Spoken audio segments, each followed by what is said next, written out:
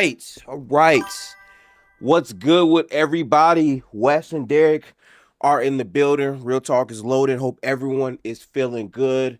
Welcome back. It's been a while since I've streamed for the locker room. It hasn't been a while. I can't lie to you. I'm very happy to be discussing basketball with you guys. For me, it's been a pretty hectic week of hoops, but a lot has transpired since our last episode. We got some MVP play coming out of a lot of these candidates. Real Talk, your camera is very, very crisp. Salute to you, my brother. I like the pink hat. What does that say? Praying for my haters, so I'm praying for Wes this episode. Praying for my haters. Okay. Yeah, nah. You know what I'm saying? Glad to be here. I'm gonna take everyone through a quick exercise once everybody's camera is on, because I just have a few questions for everyone. There goes what's good, Wes? I see you, my boy. What's good? Jay West. I see you in the building. Yes, sir. Hey man, very quickly, I just want everybody to put 5 fingers up. Okay. Can everybody put 5 fingers up? Okay. Put a finger down if your team is top 3 in your conference. Put a finger down if let me see, your team is on a 9-game winning streak. Put a finger down if you have the tiebreaker owned for each 3 teams consecutively behind you in the standings. All right, that's some bullshit now. Put your finger down if your best player on your team has been the best player in the NBA since 2026. Put a finger down. Put a finger down if your team has won 13 of the last 14 games. I don't appreciate this segment because my hand has no choice but to be up. Not in no conversations. I'm out of there. It doesn't seem like anybody else. I ain't gonna hold you. We might have won. We might have won a lot. Y'all have won 10 in a row. Yeah, I was expecting you to put your finger down. Yeah. I don't be keeping up with that shit. I just know we nice. Like I don't be keeping I just know we gonna win anyway, shit, so it's like it's light to me for real. Okay, yeah, I like it. We not popping it over that shit. Like we do this. We put rings on shit. We at the parade type shit. Okay, yeah. You know? Ring talk against the Lakers. Interesting. Ring talk against the current iteration of the Lakers, because this current iteration right. What is current? 77 ain't hoisted a Lombardi or whatever they call that. WLC in chat. Damn, the nigga just got here. My goodness, he just got here. Jeez. Well, I definitely appreciate that little activity. I do feel kind of targeted because the entire time my hand had to stay up because my team is going through injuries. I have to watch Kristaps Porzingis attempt to play basketball as he's questionable every night. But enough about that. So listen, fellas. First off, happy to have all you guys back. I think this is the quickest turnaround we've had from one episode to the next. And ironically, in saying that, a lot has happened in the NBA. I said last episode I wanted to tune into more Laker games. I literally said that. And then upon watching them back more and doing it, Luka is playing the best basketball of his career. Let's have a quick refresher on what we thought at the beginning of the season. I always find that to be very cathartic because we are able to keep track of what we thought. And I'm going to say this right now. Before the season, I have no problem in saying it again. I believe that SHAI was the best player in the world. I want to repeat that. I thought that SHAI was the best player in the world. I also said that Luka Doncic could reach and eclipse that level. I did believe that. SHAI, by far to me, has been the best player in the association for the entire year. But this version of Luka is the one I thought he could bring out. Now, granted, has he had this play for the whole season? No. Has the process changed, I think, for Luka? In my opinion, he's actually just making more of the shots he was missing at the beginning of the season. So I still do have a little bit of question in terms of process, but in terms of play, he's definitely playing at an MVP level. Is he the MVP? No. No, I still think it's SHAI. I don't know how y'all feel about it, but that's me personally. Yeah, no, MVP is definitely about more so than being the actual best. It's just about being the most consistent. And, um, SHAI has held the second best player in the league mantle longer than everybody this year. So he's going to get the MVP, to start the season. Obviously, number 15 in Denver, what I'm saying, was hooping out of his mind the first about 30, 32 games. So Yeah. SHAI was number 2 then, what I'm saying, not the best, but number 2. And then I think since I think he held the best mantle for about uh what, December. Then January forward has been Luka, but he's been number 2 under Luka. So congrats for SHAI for being consistently the second best player in the league. Is going to win him the MVP. How do we feel about that?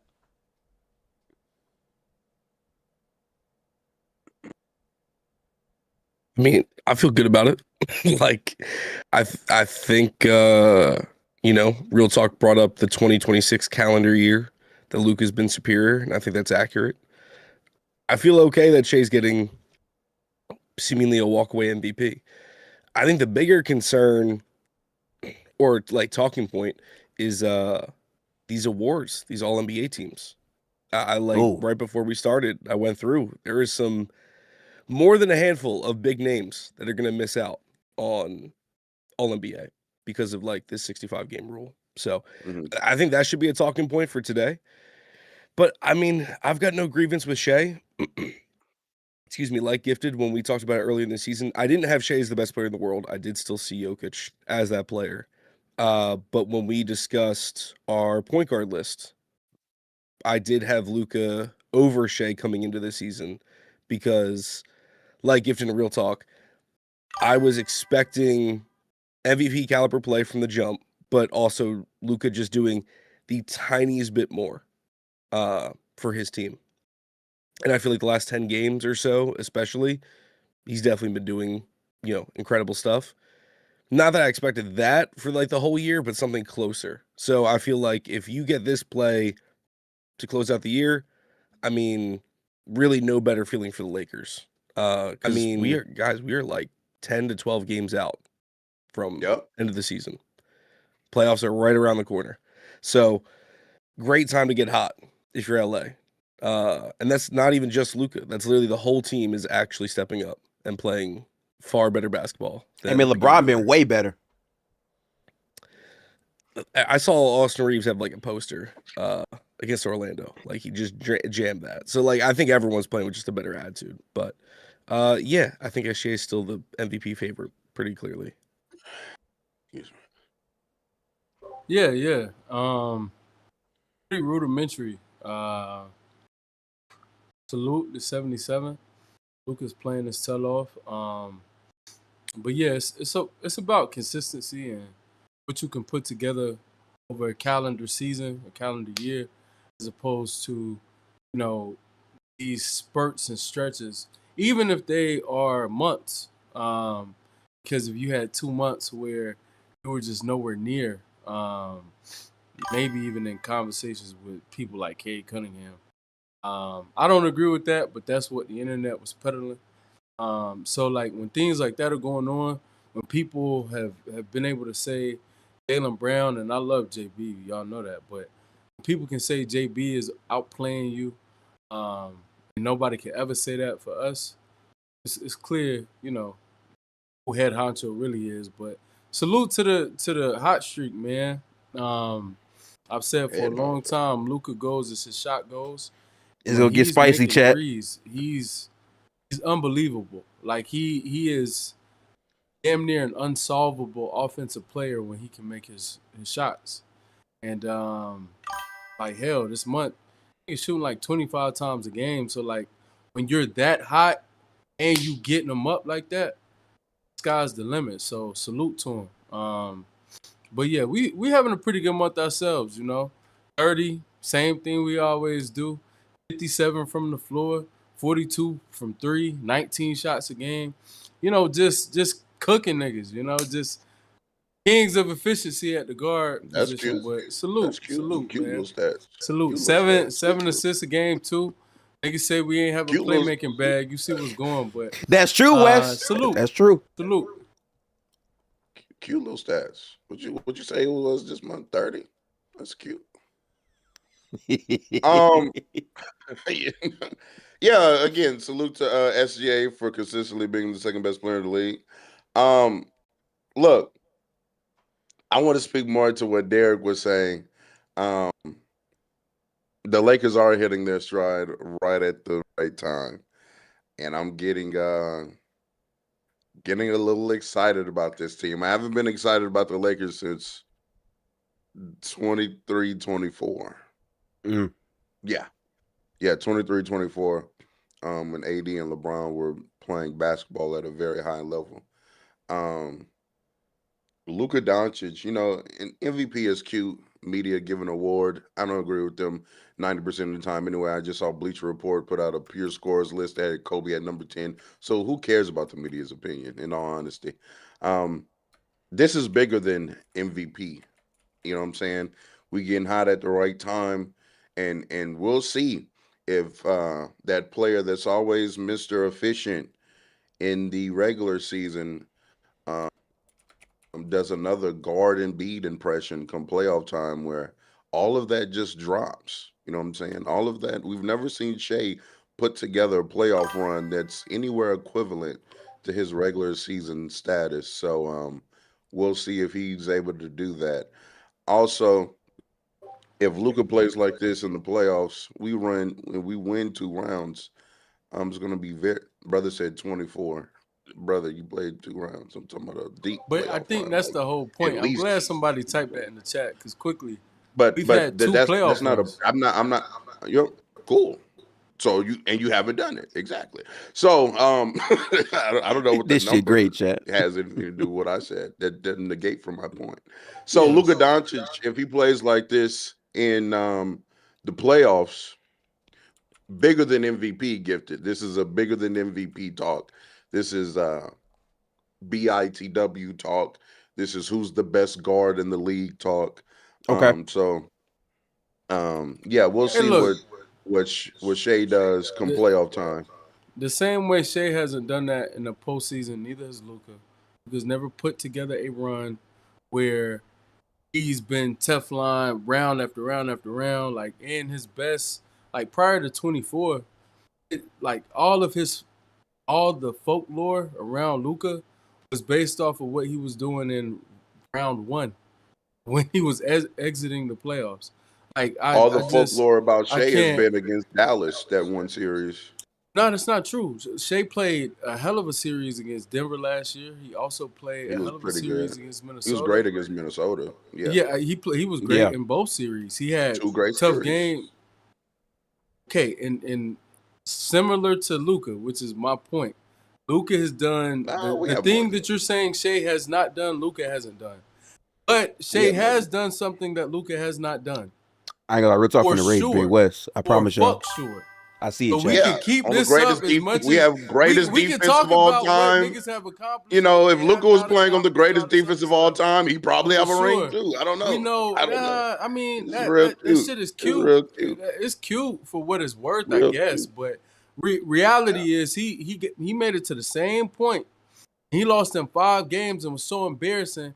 He had fat niggas on TV talking about how fat he was and how out of shape he was and how ready or how he wasn't ready. He wasn't ready to play basketball. How he didn't have. He unfortunately played a better basketball team than the Indiana Pacers. You know what happened? Right after that, you know what happened? If we got to play the Indiana Pacers, who knows? The franchise that drafted him said, you know what? No matter what you've accomplished, all the great things you've done, right, ain't that worth decision it no looks more. really smart. We want injury man over that here, decision man. looks great, doesn't it? Wait, is SGA right now playing on the team that drafted him?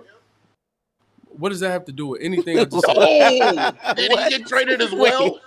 So what? Because SHAI got traded in year 1. Oh, okay. Not after okay. carrying a franchise, Oh, being okay. the face of a franchise. Yeah. It's not. Yeah, he got Yeah, traded they super didn't early. think he was good enough. Niggas was saying, Gifted, your the player was point best is, in the world. Gifted, Niggas the was point saying is, 77 they didn't was even best think that in the nigga was world, good and he enough got to do that in the shipped first place. Whoa. They No, didn't think that nigga was good wait. enough to do I it in the disagree. first place. I disagree. They didn't think that nigga was good enough to do it in the first place. Luka was best in the world, and he got shipped out. Hang Shit don't on. add up. It ain't Okay. the same. It's nowhere near the same. Wait a minute. I quickly want to respond, West, to what Real Talk said. Okay, here's what I'm saying. The Clippers absolutely thought that SHAI was going to be very, very good. But from their perspective, it's, well, damn, we can get Kawhi and Paul George by trading this player. Now, did they know he would be this? No, I don't believe so. But they did believe that SHAI could be a very good option player. That's why. No. My God. They literally said they thought he could be that type of player. But again, when you're getting Kawhi and Paul, and again, I will forever stand on this take. I don't care how crazy it sounds. 10 times out of 10, if I'm the Clippers, I'm doing that trade because you're getting Paul George and Kawhi Leonard at the time. At the time, that trade made sense. It did not work out at all. There's been many injuries involved. They had multiple years where they should have went to the finals. They shouldn't have blown a 3-1 lead in the bubble. They should have the year that I think the Bucks won, ironically, they could have went to the finals that year, right? So it's a lot of, I would say, faux, I would say, history going on. SHAI has evolved himself to a different level, which is fair to say. Go ahead, Real Talk. This is the point, because let me I'm starting to realize I gotta dumb it down for some folks, especially the ones in the chat. So there's somebody in the chat that's saying scouts thought DeAndre Ayton and Marvin Bagley III were better players to draft instead of Luka, by the way. Right. So the point is, here's the point. West bringing up the Mavericks doing arguably and what is widely known as one of the dumbest moves in the sports history isn't a point, in my opinion. Everybody has agreed that it was a dumbass move. So I'm supposed to look at Luka different because of a dumbass move made by his team? What does that mean? What does that it's mean? just context that goes into that. What does that mean? Yeah, I agree. Yeah, it's bad dumb move. context. No, it's not dumb context, because the fact of the matter is, you were talking about how SHAI has performed in the playoffs and what he has yet to accomplish to you in the playoffs in terms of level of play. And I think that's a fair point. I just think that applies to Luka as well. And I used not the most recent, but the last time y'all told me he was healthy. Last time he was healthy, and actually some people dispute that. He wasn't healthy in 24 anyway. I'm saying some people dispute that in 24 anyway. But his last full playoff run, he played so poorly when he made it to the stage that SHAI made it to and got the job done, and Luka did not. That his own team, his own franchise, the team that drafted him, the franchise that made him the face, said all this stuff about him. Felt like, yeah, we could count our losses. Hey, Gifted. And it was bad, but it still happened. The guy that made that move, is he still employed? No, he's fired. Oh, okay. Again, what is the point? What is the point of bringing up a very clear point. He played poorly. It's really he not played one. poorly. That's the point. He played a hurt player. So a hurt player didn't play up to his best. So poorly. All right. Well, let's hope that his Derek, you should join me in this one, right? Let's hope Derek, you should join me in this one. It's crazy. Let's hope the healthy version can perform. Yeah, because we at least Luka got a hurt tax. What is SGA's bail? Nigga doesn't need bail though. Delario B in the finals MVP. Nigga been 100%. I don't see why SHAI needs bail though. Delario B in the finals MVP. 100% playing mid against Scottie Pippen Jr. That shit cute. What are we doing? You know, that shit sound good. Cares about that shit sound good. And this is what detractors do. They run to like, oh well, he didn't play well in round one. Okay, 2 round 1 sweeps. Who cares, bruh? Who cares? Yeah, what happened in round 2? Both years, what happened in round 2? He played well. Yeah. Then round 2 merchant. Then the second year where he went further, round 2 merchant. He played well again. So what are we talking about? Okay, wait. What are we talking to be about? fair to Real Talk, I hate to say it because again, that bum ass nigga who you got hanging up behind you. He outplayed that nigga too. No, he didn't. Don't forget that. Yes, he did. Yes, he did. Wait, you talking about Coach? No. What You have You talking Luka about behind you. 77 to yeah. You got 2 jerseys behind you, real Oh, talk. you talking about? Yeah, Oh, but see, yeah. get it. Then all of a sudden, individual play matters and not the winning. You get it? Yeah. You see the contradiction? You brought up in real individual time. play. You You see the did it. contradiction in What real are you talking time. about? You did it. Did Right I? or wrong? Hey, Derek, did I bring up the fact that Luka? No, don't It's gonna be pivot. some Did W I? No, rage no. bait, I Me as a promise man, you. Okay, you brought it up. Right Then, or Oh, wrong? then let shit. me ask you. Then let me ask you. Did I Just bring answer up my question Luka? real quick. Wait, First. Did you bring it up? Real talk. No, I didn't. I didn't bring up Who? Luka beating SGA. No, I said Right level of now? play. I said level of play. You brought. Did you Correct. not bring that up? So again, so why would I bring up? That's why I didn't bring up the Mavericks versus because Luka didn't play that well. No, I'm not. Well, That's not considering what the I'm fact that he saying. had You linebacker said Lou on him, maybe he did. But you know, different context. Linebacker Lou. I haven't heard that nickname. We can move Linebacker after Lou. this. My point was, you said you brought up the individual Linebacker play, Lou's but a then good you one. tried to make it seem like I was doing something odd by saying it. When I said it, you brought it up first. Because when I You brought and up how we individual got play, here, and you talked about individual West. So I need when you I to bring keep it up, don't keep up act with the like I'm acting conversation. different. Keep up with the conversation. So when I brought up individual Trust, I play, have no problems with your comprehension, response, brother. your response was, "But we won." So then, why would you pivot towards a series in which Luka Doncic beat your guy? That was your Again, response. you brought up level of play, and I'm speaking to both. I brought up level of play and us getting the But why job bring done up a in year series 2. in which And I spoke because on then both I would years. just do you and say, I but Luka spoke won. on both Luka years. won. I spoke on both years. I started with the fact that we only had 2 runs anyway. That But then just I wasn't spoke to both that wasn't years, really making and your point. you That just wasn't brought up making how your we point. played poorly in round 1. That wasn't making You your just point. brought up how we played poorly in round 1. And I That said in wasn't both making your years where point, we though. played poorly in round 1, we played well in round 2. And then the year after that, where we got further than round 2, we played well in round 3. And then we won. That's what I said. I just went through the timeline, brother.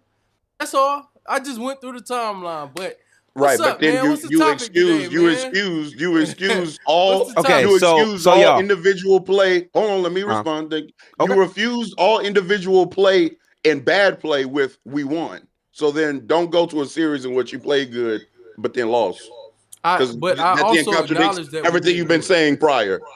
Okay, I real quick, Wes, I acknowledge want you to that What are the respond. top Go ahead and played- respond. played After this, I'm gonna up pivot to to something else. You can go ahead and rest. That's it. That's all Okay. I'm saying. I acknowledge that we didn't play up to snuff, but I also acknowledge that we did something that Luka has yet to accomplish.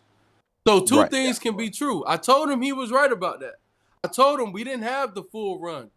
But one thing we do have that nigga doesn't have and is a far fuck cry from is a fucking Larry O.B. Is a fucking Finals MVP trophy. Yeah, we don't We play have on jewelry. OKC. That nigga over there, he dealing with a lot more than that, man, and he don't have it. So Okay, let's so- not have that game. Let's not play Okay, that. so in Yeah, the he's not interest playing on the greatest defense in the ever. interest I of got it. pivoting away from this real quick, now I want to say this, regardless about how we will see these two players in their runs. Here's my question. With the run the Lakers have been on and how good we've seen Luka be, where we're saying he's the best in the world or like whatever that is, are you saying, real talk, the Lakers are good enough to actually be a true contender now? Do you believe that I now? don't know. I'm saying if we had the opportunity to take a inferior team to us to 7 games and then their best player get hurt in game 7, maybe we win too. No, but I'm saying this year. I'm sorry. I'm saying right now. No hypothetical. Like, do you believe this team is good enough to really compete in the Western Conference and go to the finals this year? I think this team, okay, no Trojan. I think this team can beat Denver this year. Okay. For sure. I'm not scared of Denver this year whatsoever. I think everybody has definitely hyped them. They've had players playing at a very high level at different parts of the season, but they haven't been able to, do it as a collective.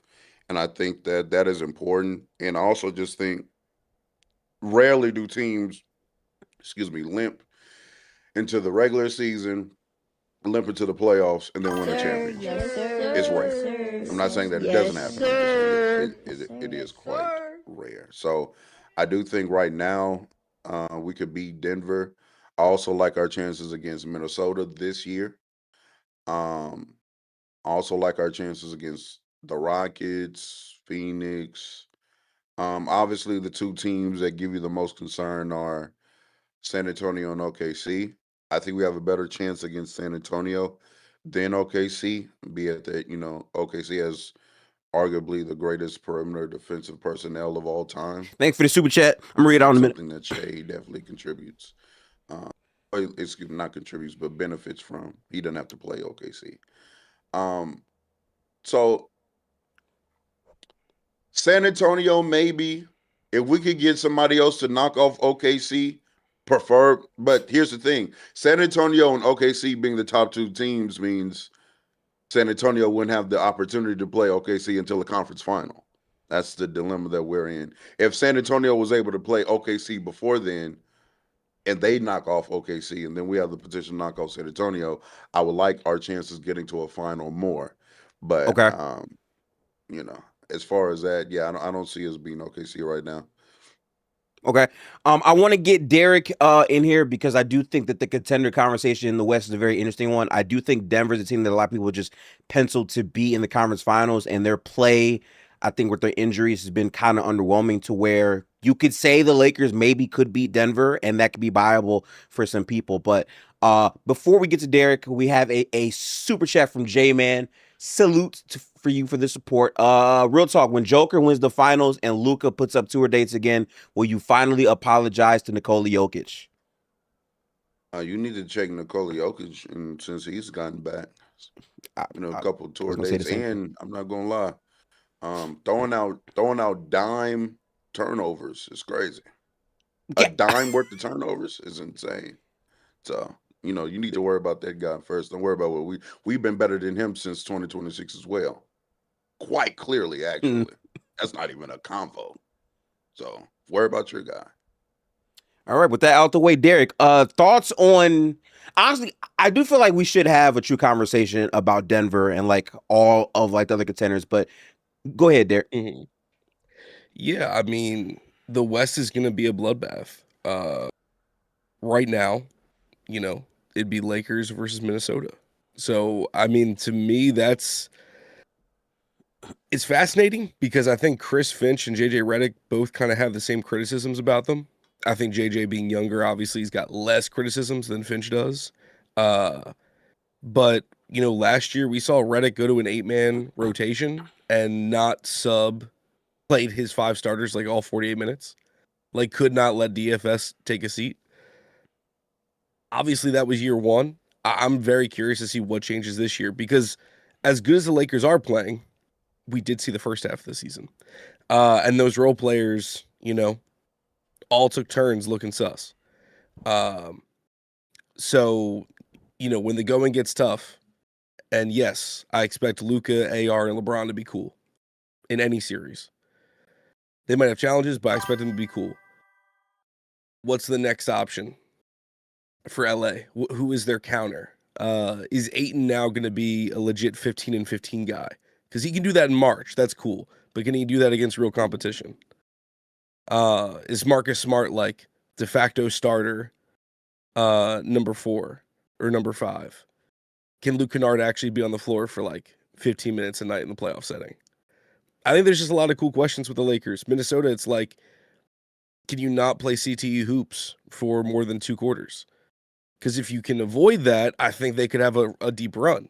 If you can't, then they could get backed up by LA in round 1, which is, currently the seeding. And it doesn't look like that's going to change. It does look like OKC and San Antonio are going to walk into the playoffs with the 1 and 2 seed. So I don't know. It's interesting. As far as it's like, I don't know, awards talk, which I feel like is going to be the next pivot. I don't know. It's fascinating. That's the one I feel like I want to get to. So I'll hold off until then. But I don't know. Like for me, coming into the season, picking Luka over SHAI, again by the smallest of margins, and we've had this conversation like every recording we've had. A championship changes the narrative for everyone. If the Lakers walk away with the title this year, Luka's best in the world. That's just going to be it. Luka can be mid.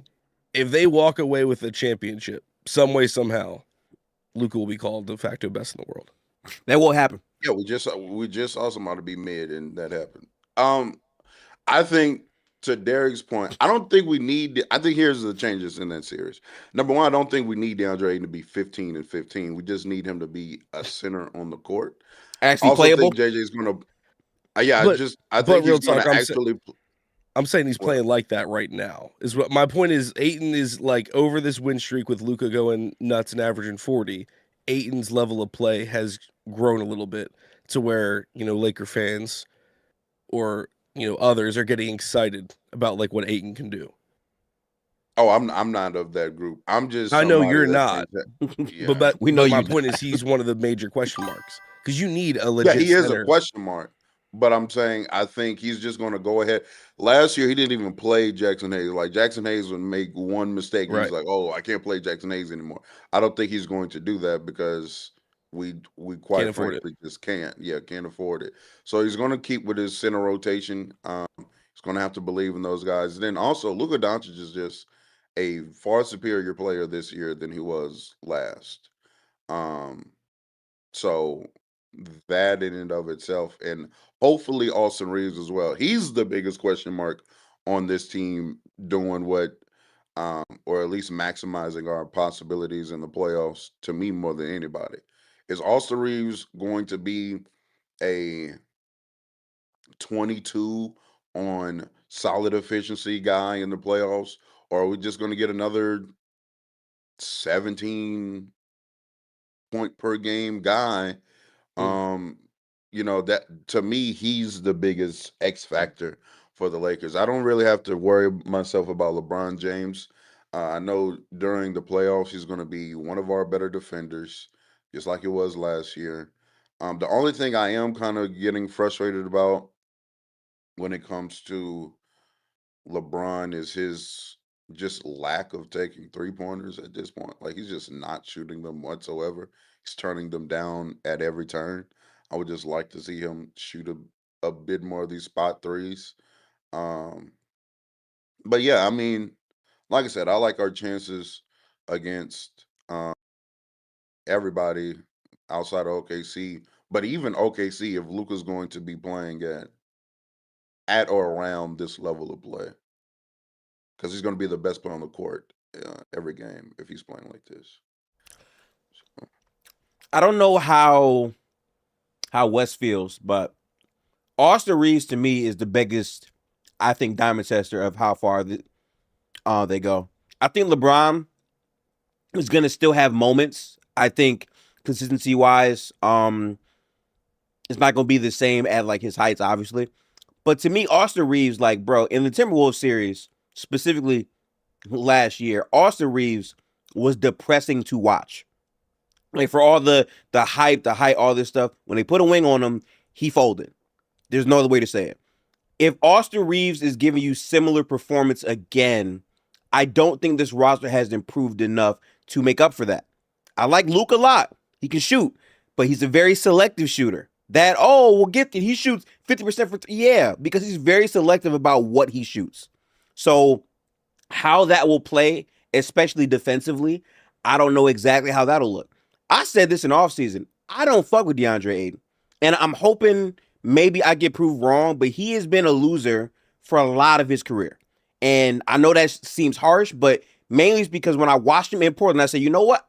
I'm going to just, I will give him the benefit of the doubt. And he played terribly there too. He's playing well right now for sure. But if he can step up, it changes so much about the roster thing because now you have a solid backup big to Aiden again.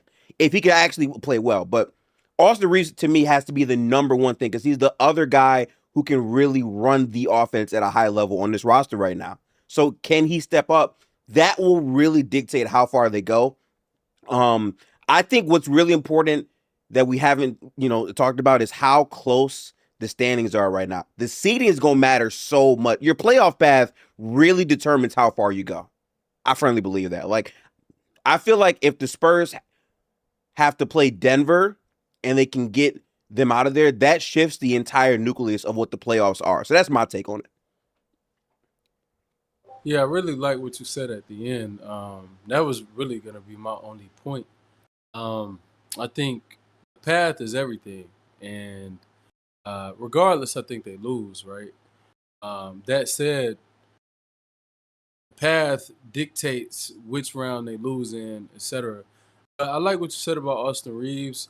I think their bench depth is really just no matter how much they ask Luka to do, no matter how much they may end up asking Reeves to do and Bron, and no matter how well they perform, to be honest, I think the fact that they just don't have anything outside of the top end, I think is where they're going to fold in the playoffs. But I'm eager to see Luka put on a show, and I'm eager to see Tinseltown get talked about like they are what they were yesteryear, even though we all know that's not the case.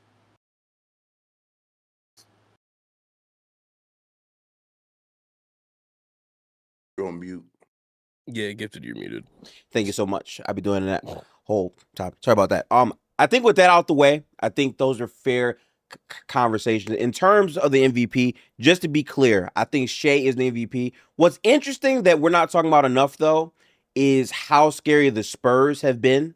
They've been super duper dominant. I think Wemby is playing at the highest level he's played as a pro right now. And that team, to me, depth-wise, bro, seeing it in person, too, they have so many guys who can get you 15 points. And I stop at that number because in the playoffs, it's the guys who wow, he had 12 and 12 off the bench. Like, they have multiple guys who can kill you in different ways. Castle is much improved this year, there. And I'm telling you, Harper as a random guy to give you 20 points, 5 assists off the bench, you can really see that in a playoff game. So they're interesting. I think that Wemby is at a point where he's such an impact player, even though he might not have the numbers of a SHAI or the numbers of even, I would say, a Luka. The impact when he's on the floor is so loud, and they're the number 2 seed. He's in this conversation too. And I didn't think about this, but bro, there is a real way that the San Antonio Spurs are the team that wins it all this year in year 3 for Wemby. Like, how crazy would that be?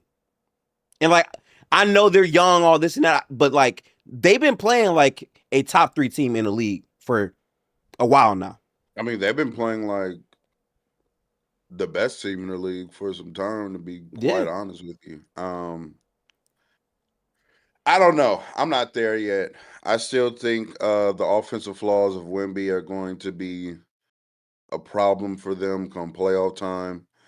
I'm not all the way there believing in Stephon Castle as an offensive player in the playoffs. Like, we'll have to see. Dylan Harper, love him. I think he's going to be the best guard on that team very soon. However, he's shooting good from 3 right now. Still questions about that. I've never believed in Harrison Barnes a day in my life. Julian Champagnie over and over again. Those moments where games on the line, he's at the free throw line and he just becomes a brick multiple times. I'm sorry, to me, that shows a bit of his basketball character. Don't know if he's going to be there when they need him to be. I still have a lot of question marks about the Spurs in the playoff setting.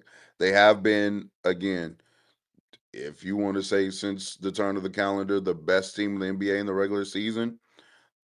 I'm not mad at that, but there's a point in time in which we could say that about the Detroit Pistons, and I don't believe in them as a playoff team either. Obviously, they're better than Detroit, but I'm saying just being the best in the regular season doesn't mean that's going to translate well. So I'm not ruling them out. I just don't think I'm as high on them as some other people in a playoff setting yet. Then I also just want to see how Wemby deals with playoff physicality. Me too, bro. As well. Yeah. I think that this team is very, very good, but we all just want to see how it looks. But I think I'm now of the mindset that I just believe in them. And I know that they're young. They have no, I think, playoff resume. I could get burned by that for sure. But just play-wise, they have so many guys that can just have a night. Variance matters so much in the playoffs. I would rather have 8 or 9 guys that you can say, I don't know. versus like 4 good guys and then no bench. You know, like they just have the depth that matters in the playoffs, and I think that speaks to me.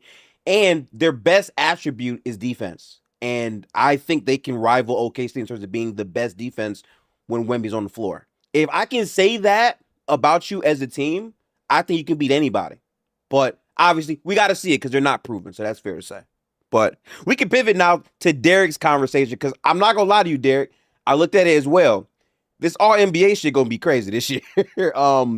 It's a lot of names that are just not gonna make the list. A lot of people have been playing really good basketball. Cade Cunningham got hurt. My dog, shout out to Cade, but unfortunately, he's not gonna be able to make a all NBA team this year, which is tough because he was clearly playing at the very least, if you disagree with the first team, as a second team All NBA guy, and now he's not there. Period. So a lot of things are gonna shift. Oh, so they already ruled him out for the rest of the year? They said that they have hope in him being back for the playoffs, but they're not sure of like exactly when he'll be back in the regular season. It could be like the last week of the regular season, and if that happens, he won't be eligible to make All He needs NBA. 4 more games. Hopefully, he can get to 4 more, man. Hopefully. Yeah, We'll see. Right.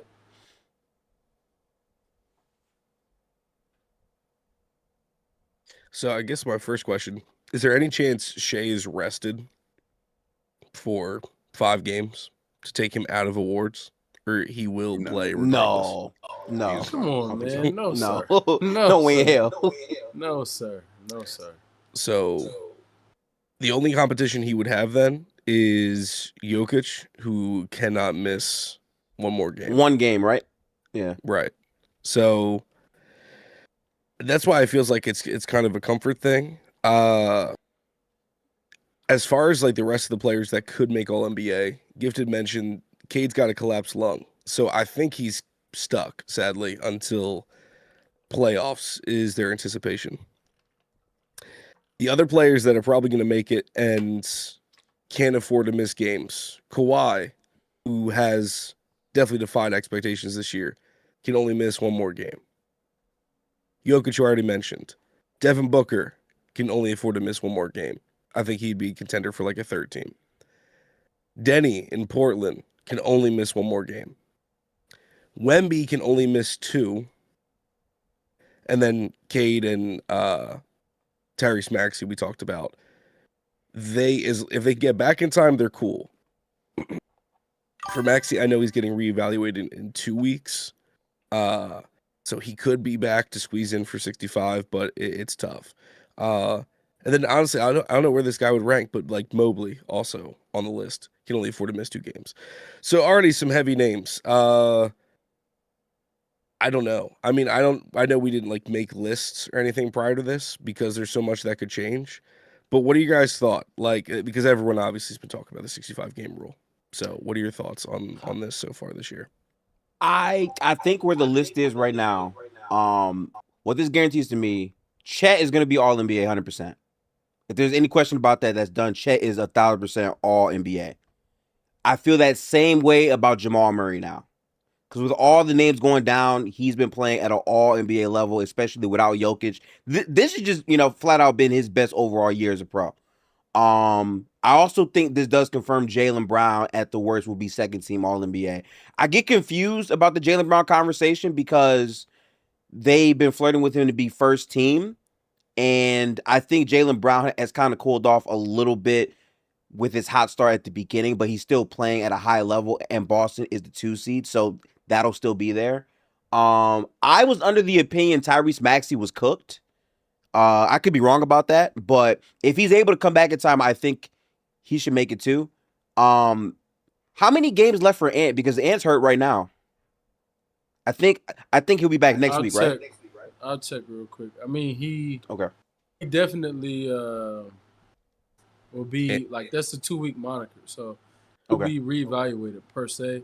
I think he'll just be cleared to play, but he needs 7 games, by the way, and needs 7 games played. So as long as he comes back and doesn't have like any setbacks, he'll make it. Interesting. So who's the 1st team for y'all then? I think obviously SHAI Jokic, Wemby, Luka, if they all qualify. And then here's the interesting thing is like, where do people land on Kawhi and JB? I was gonna say that. And a better overall season in terms of level of play versus situation, outplaying expectations, having your team in the hunt, still like in play for a 1 seed. There's stuff like that. Like I think the Boston Celtics finish as the 1 seed. It's just no way you could give it to Kawhi, in my opinion. There's no way. But I guess if they're the 2nd seed, I guess I could see a world, but I would still vote Jalen. Yeah, Jalen Brown should not be on anybody's first team All NBA. He's going to be. He'll be the Donovan Mitchell of this one. Via last year, when everybody knows D. Mitch shouldn't have been first team All NBA last year either. Jalen Brown hasn't been better than Kawhi Leonard nor Anthony Edwards this year. Or Donovan Mitchell for that matter. So, but he's going to win the narrative. So, congratulations to Jalen Brown for a narrative first team All NBA. I've come to this conclusion a while ago. He's going to be on the first team. Doesn't matter if he's been horrible. Well, let me not say horrible, but very, very mid for like a few months now. That doesn't matter at all. He's just going to be on there because the Celtics are winning games and Jason Tatum has been playing. So I guess. But my personal first team would be Luka, Wemby, Jokic. Been living off them first 32 games hard, but Jokic, SHAI, and Ant will probably be my first team All NBA. And in Kawhi is where I do kind of. That's tough. I think Kawhi's better than Ant. Either way, that's fine. That's your opinion. Either way, I'm not mad. But those are the two players I'm fluctuating between that last spot. It's a shame because I really think Cade would have been the easy tiebreaker in this situation. I would have felt good about just throwing Cade in for first team because he's got the stats to back himself up on top of narrative and team success. But if he's not going to make it, been better than Cade either. I forgot about Cade. Go, motherfucker. Yeah. No, you're good. I think it does. I think it is the kind of the universal 4, which we kind of did have last year, and then it does feel like it's between Ant and Kawhi. Who I'd lean Ant in this situation, but I mean, I also guess because I feel like Kawhi's just somehow going to miss like the 1 or 2 games, and then he'll miss somehow. And like the Clippers are weird because on one hand you could say they're better than we expected based on their situation this year, but also not as good because post Harden they've been like cool, but cool in March gets you what exactly? Like, right? I don't know. You're in the you're clearly a tier below the top 6 teams in the play-in. Like there is a very obvious, everyone in the West before like Timberwolves are kind of your stopgap. Timberwolves and above currently 6 through 1. You could see them being in a WCF or even in the finals.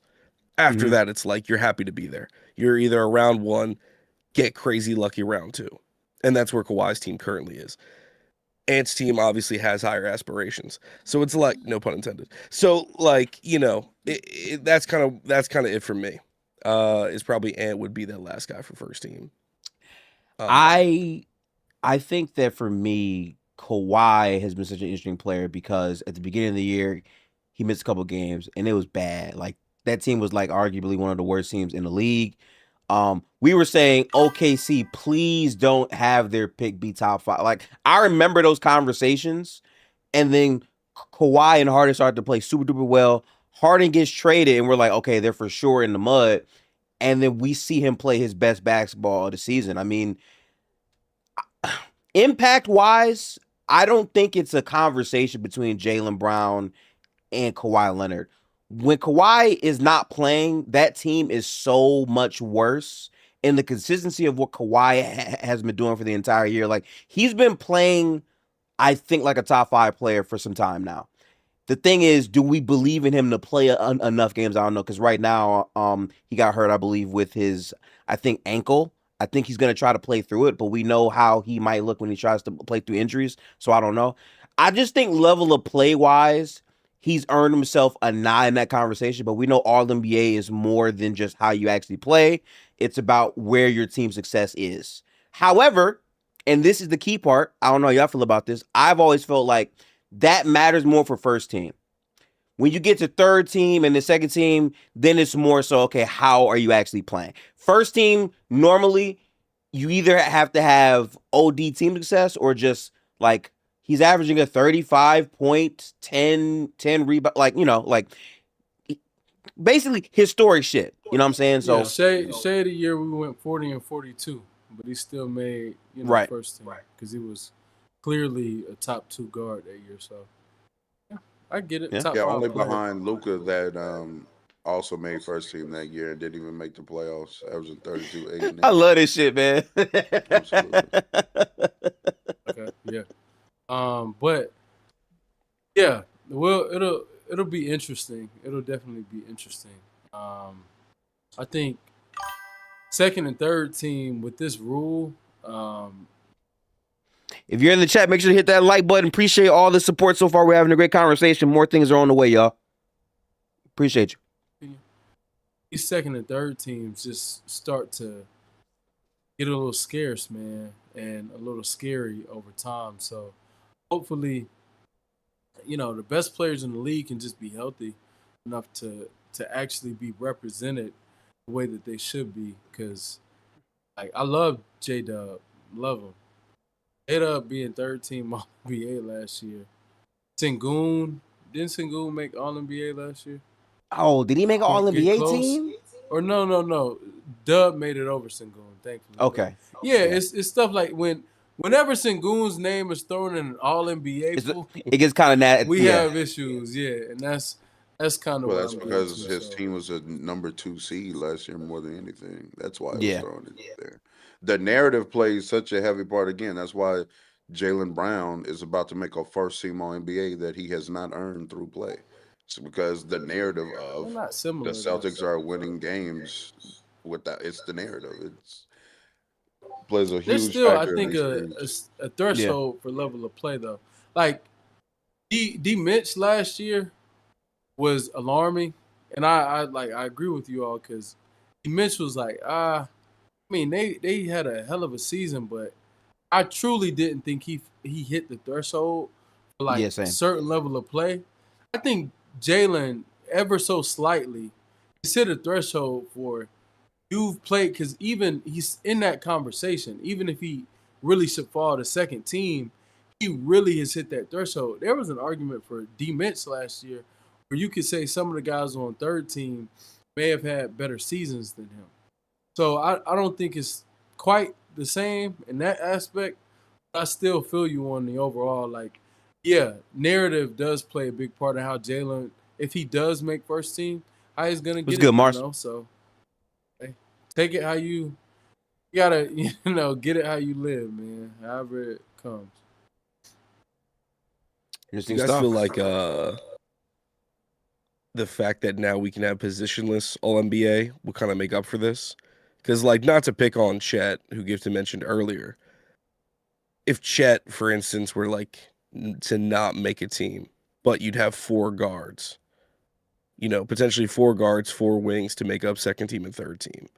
Is that going to make it look any better with the 65 game rule, down the line? Or is it still just going to be just as messy? Wes brought up Şengün, and I agree, would have been a standout name for me last year or even this year. Rockets are a 4 seed again. Still a high seed again, I should say.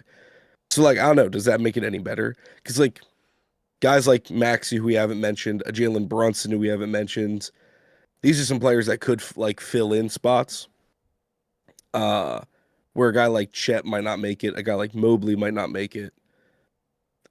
Bigs, aren't haven't been as impressive this year for a bunch of different reasons, including health. So I don't know. Does like the positionless thing help this rule at all? I got a problem with it. I think the biggest issue is that it is positionless. You have voters like Bill Simmons who say, well, we don't give a fuck. It's positionless, but we're still going to vote it as if it is still positioned. So it's hard to know how much of the voter base is actually using the freedom that this new rule allows you to have. And that's why I don't know. If I'm being real with you, Derek. I don't know, man. It's people have a problem with the 65 game rule. People have a problem with the position and positionless. People are just always gonna have a problem because they aren't the one voting. That's Yeah, sure too. just is what it is, man. As far as the 65 game rule, I'm actually one that has not had a problem with it. The only thing I've said is like maybe lower it to 60, 58. But I don't have a problem as far as a game threshold at all, actually. I think if you want to win an award for one particular season, you should probably play a good amount of the games in that particular season. But again, people like Cade is going to be unfortunate because the number is 65. Um, However, that's not enough to make me change the rule. Of course, like I said, lower it. I do think 65 is a bit high. But as far as like the meaning for the rule, I'm not mad at it whatsoever. And I like the position list as well. Yeah, positionless doesn't bother me too much. I will say I would be disappointed if it ended up costing Chet, because I truthfully like I don't know that it should. Like even some of those names, like Maxi for sure better than Chet this year, but he just has to qualify. Like if Maxi qualifies, he's making it. So I don't look at that. I don't think they'll be jousting for position. Like I think Maxi is an automatic as long as he qualifies. I think Brunson is an automatic as long as he qualifies. And to be honest, I think Chet maybe not automatic. Maybe automatic is too strong, but I think it's probably a 75% chance he makes it. You know, Okay. and that 25, it's like 3 out of 4 times I think he would make it for his level of play this year. Had a really, really bad February and has not shot the three ball that well this year, especially post All-Star break. But I think his value to the team, because he's been our second best player, and he's a constant. He's outside of SHAI, he's the constant this year. Like last year it was J-Dub. It's reversed. And excuse me, I think Chet has played well, like overall. All NBA well, maybe not, similar to that Sengun thing, but his value on both sides of the ball, especially defensively, because like he legitimately, some people will argue about two, and that's fine.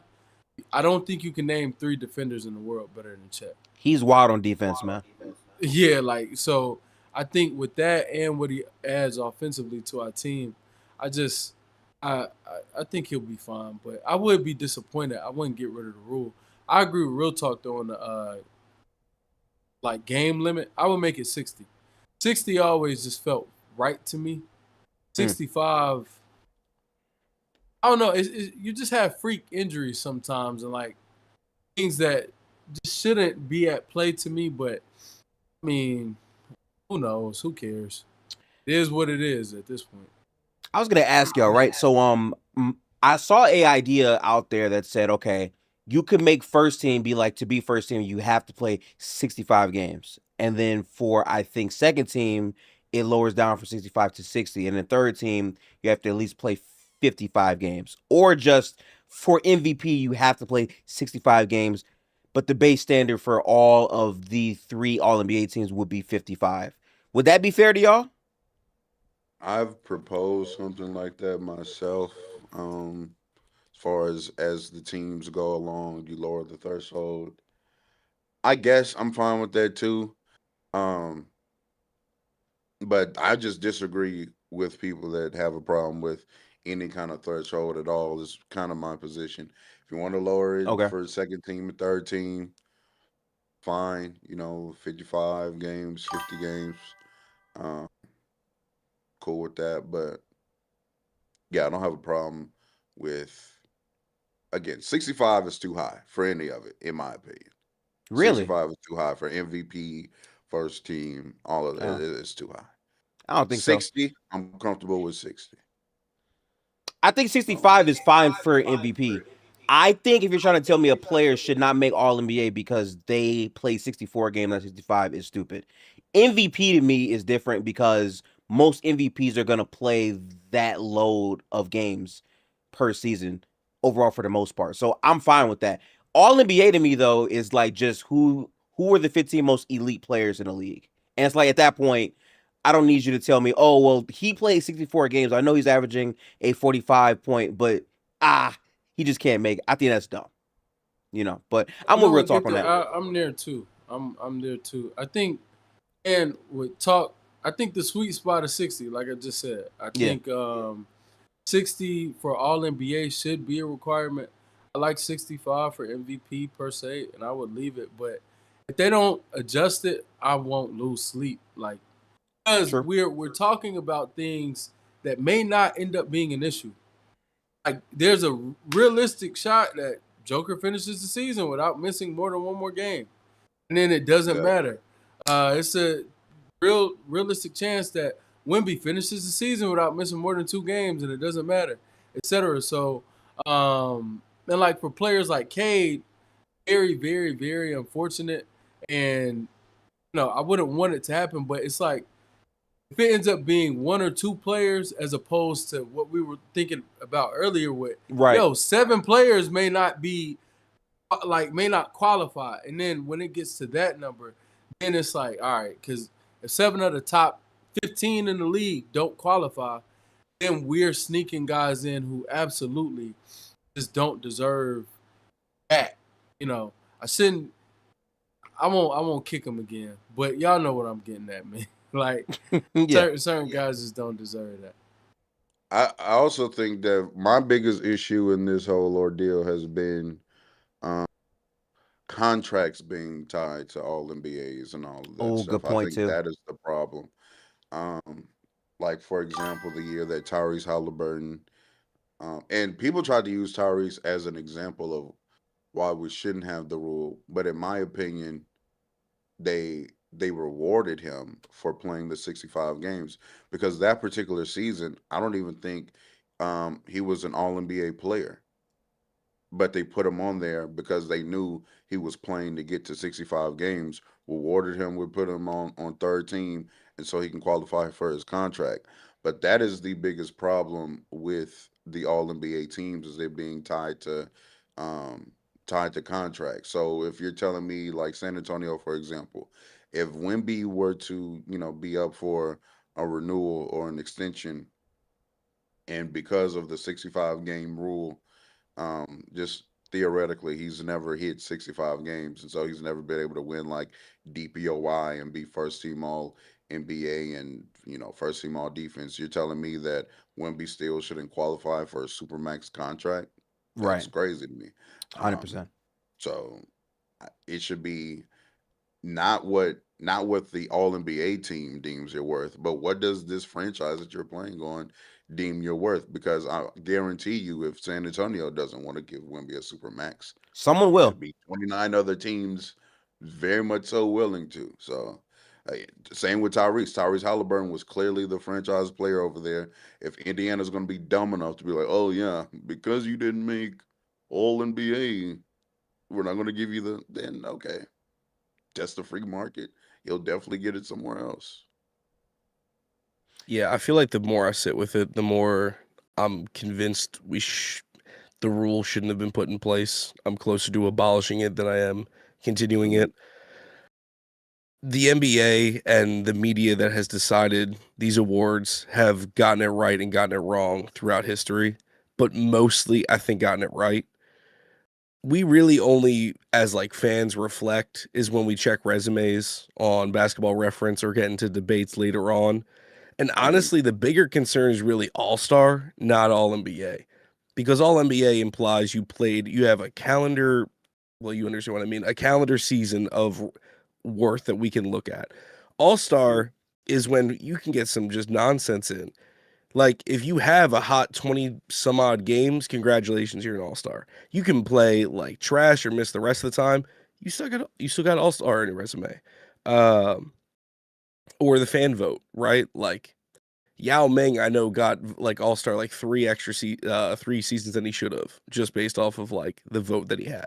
Um, like Iverson, I know is one of those players. Like we can go down the list. So as far as all NBA, have there been snubs in the past? 100%. You could argue that every single year. But I think overall, in totality, most of the media has enough fairness behind them or objectivity to recognize someone who's made an impact and reward them accordingly. And yeah, to the point of the contract bit, I think that's the problem. It feels like it's giving ownership more power because they can just say, okay, well, you got 63, 64 games. Sorry, you didn't make the cut. You're missing this. Therefore, we can not even lowball you, but we're not held to a standard necessarily because that you didn't make that in your contract. Like Austin Reeves, for example, will not be most improved candidate this year because he's not going to make it. So if he signed a clause initially saying like I would get a $250,000 bonus if I made most improved, which by the way, these are like these random awards do get clauses sometimes. So it can be comeback player of the year, most improved, a rookie team, all not just all NBA, it can be any one of them. He would get some money. And so now he can't because of this thing. So it's like, I don't know. We can reflect like all we want. I feel like this rule sounded good in principle, but in actuality, I just don't think it makes a ton of sense. And we'd be complaining either way. So I don't know. It's curious. I do agree with Wes that I feel like we kind of have avoided, at least for now, the crazy situation where like 2 or 3 of the world's best players are not making an All NBA team because of the games. But I feel like if Wemby and Jokic miss, then we'll be right back talking about it.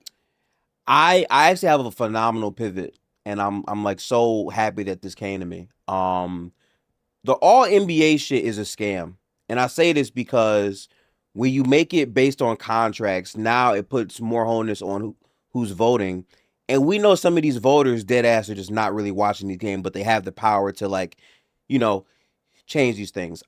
Unfortunately, I don't think that's ever going to change because the owners won't like they want it to be like they were like people are waiting to have an excuse to not have to pay you what you're owed, right? Like that is a thing, especially with the cap and a bunch of these cheap owners who don't want to overall go past the cap, right?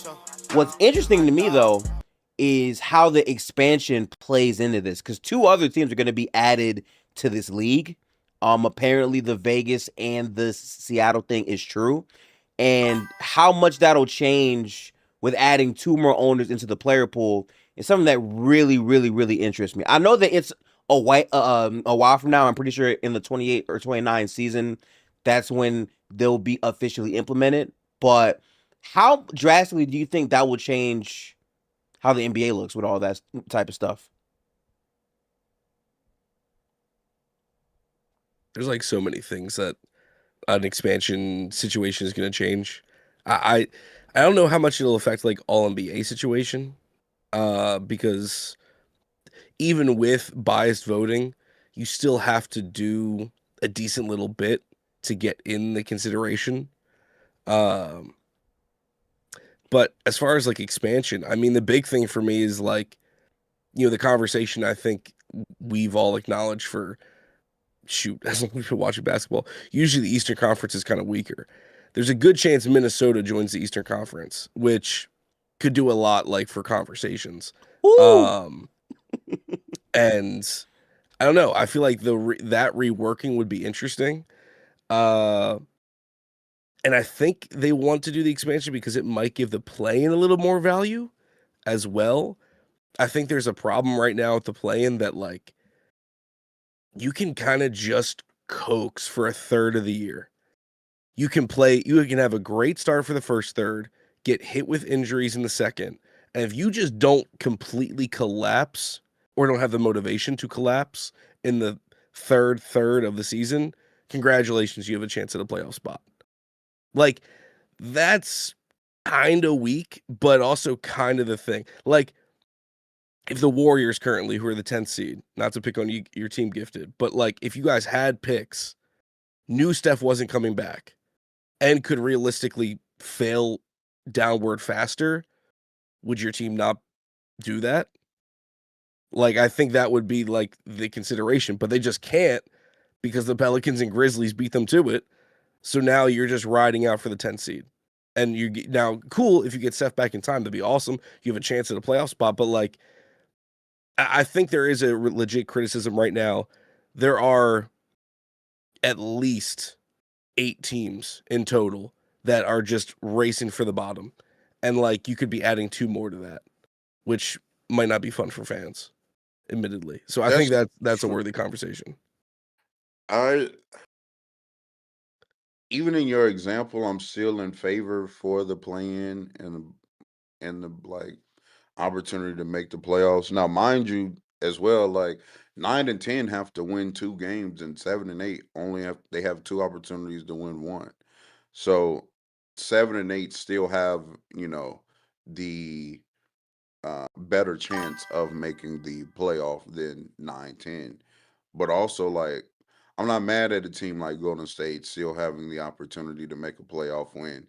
We know that their best player has been hurt for a really long time. Um, yes, there are some other teams that like beat them to tanking and whatnot, but they've been competing. They've been playing some interesting basketball. I actually do watch a bit of Golden State from time to time. I like the Santos guy. He's pretty cool. You know what I'm saying? We got one. But I when the context is like that, like with Steph Curry, I do think this is probably the 7th or 8th seed in the West. I don't really have a particular nit to pick with them having the opportunity of still being able to make the playoff. No, I don't have a problem with the play-in. I think what I have a problem with is, and the expansion could help the play-in by making it a little more interesting, but the biggest concern right now is that you've got at least, 4 teams in each conference. For the West, it's 5. Pelicans, Grizzlies, Mavs, Jazz, Kings.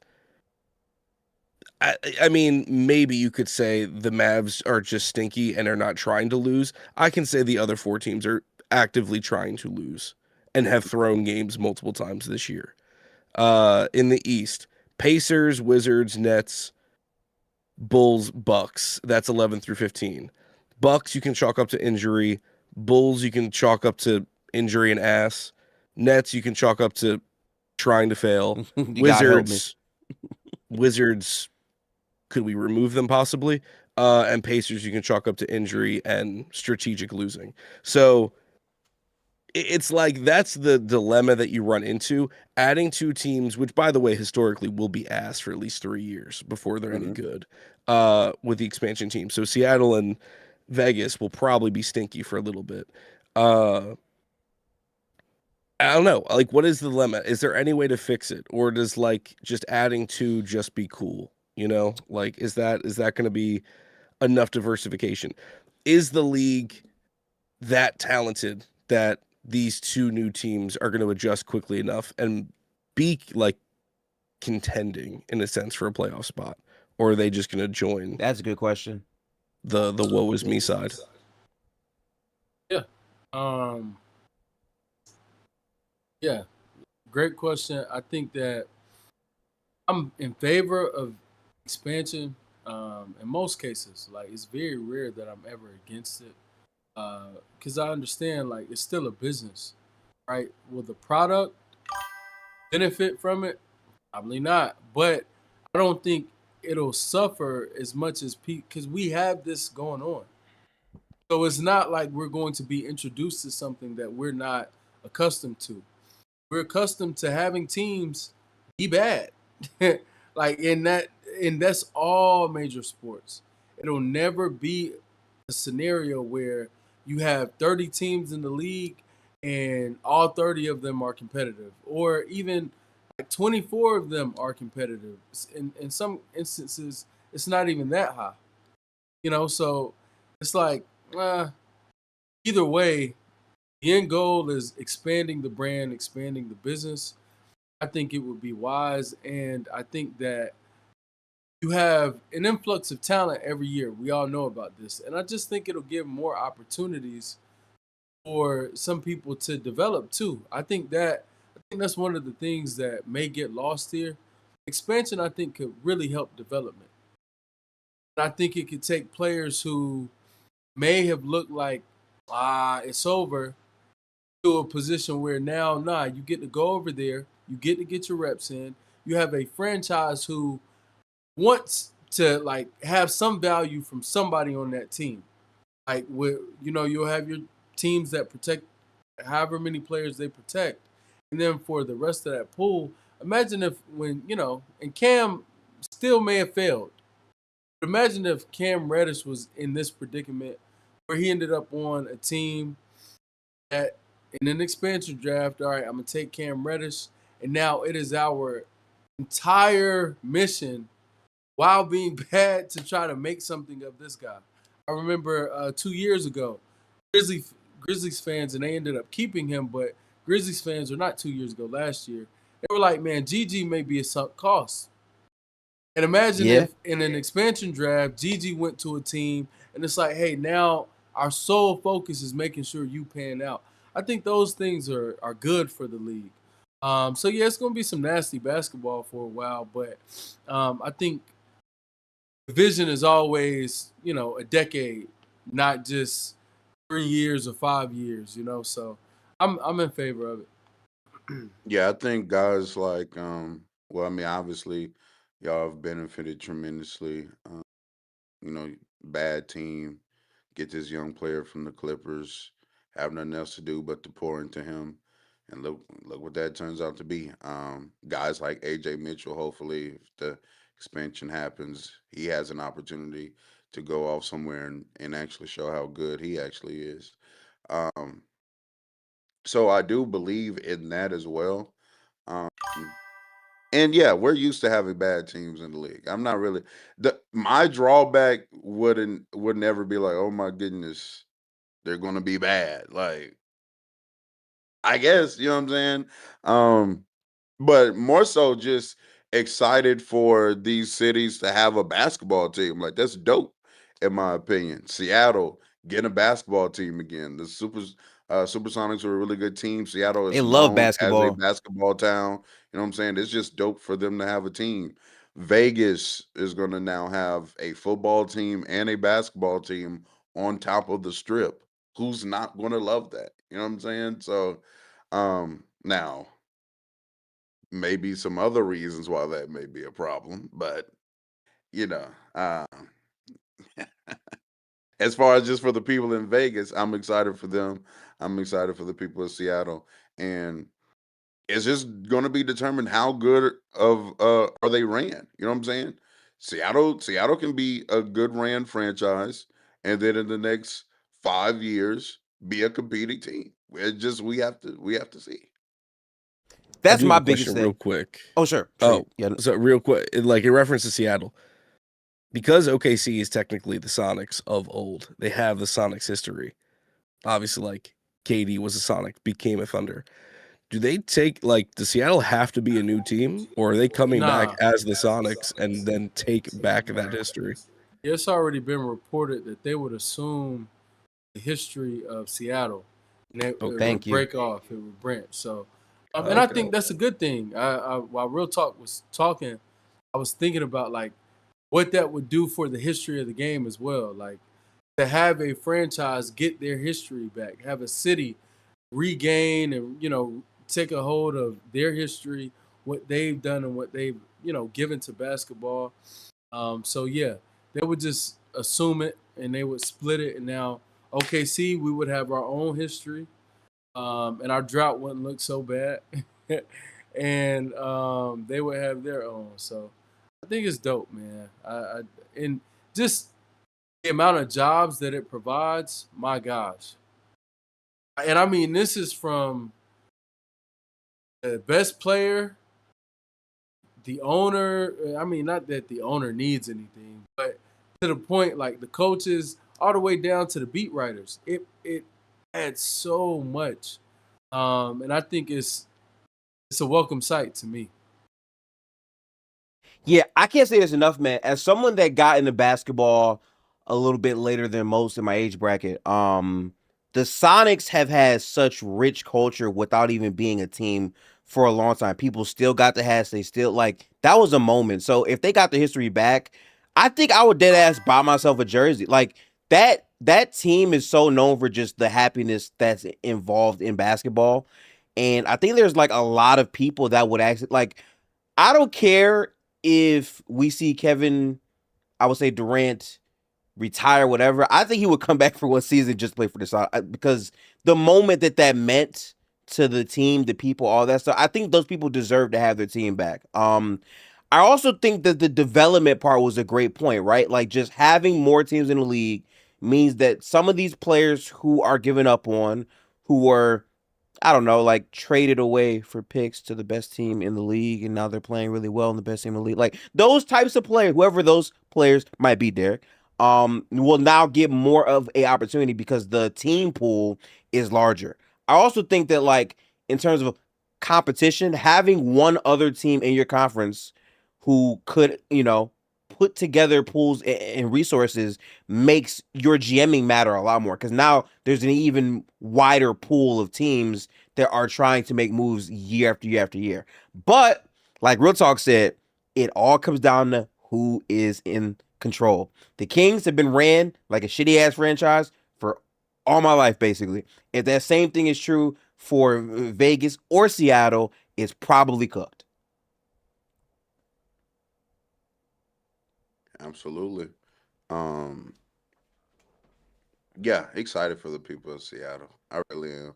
I think that's been like an NBA travesty that's been needed to be made up, and glad to see it finally being made up. Also, what I'm very excited for, if this happens, is I believe, isn't it sad, or are these two things intertwined about Minnesota becoming an Eastern Conference team? Okay, I've been so hearing then that. my guy Yeah, Ant is to Minnesota and dominate a Memphis, I conference for think. the next Yes, 5 years. he dominate the East.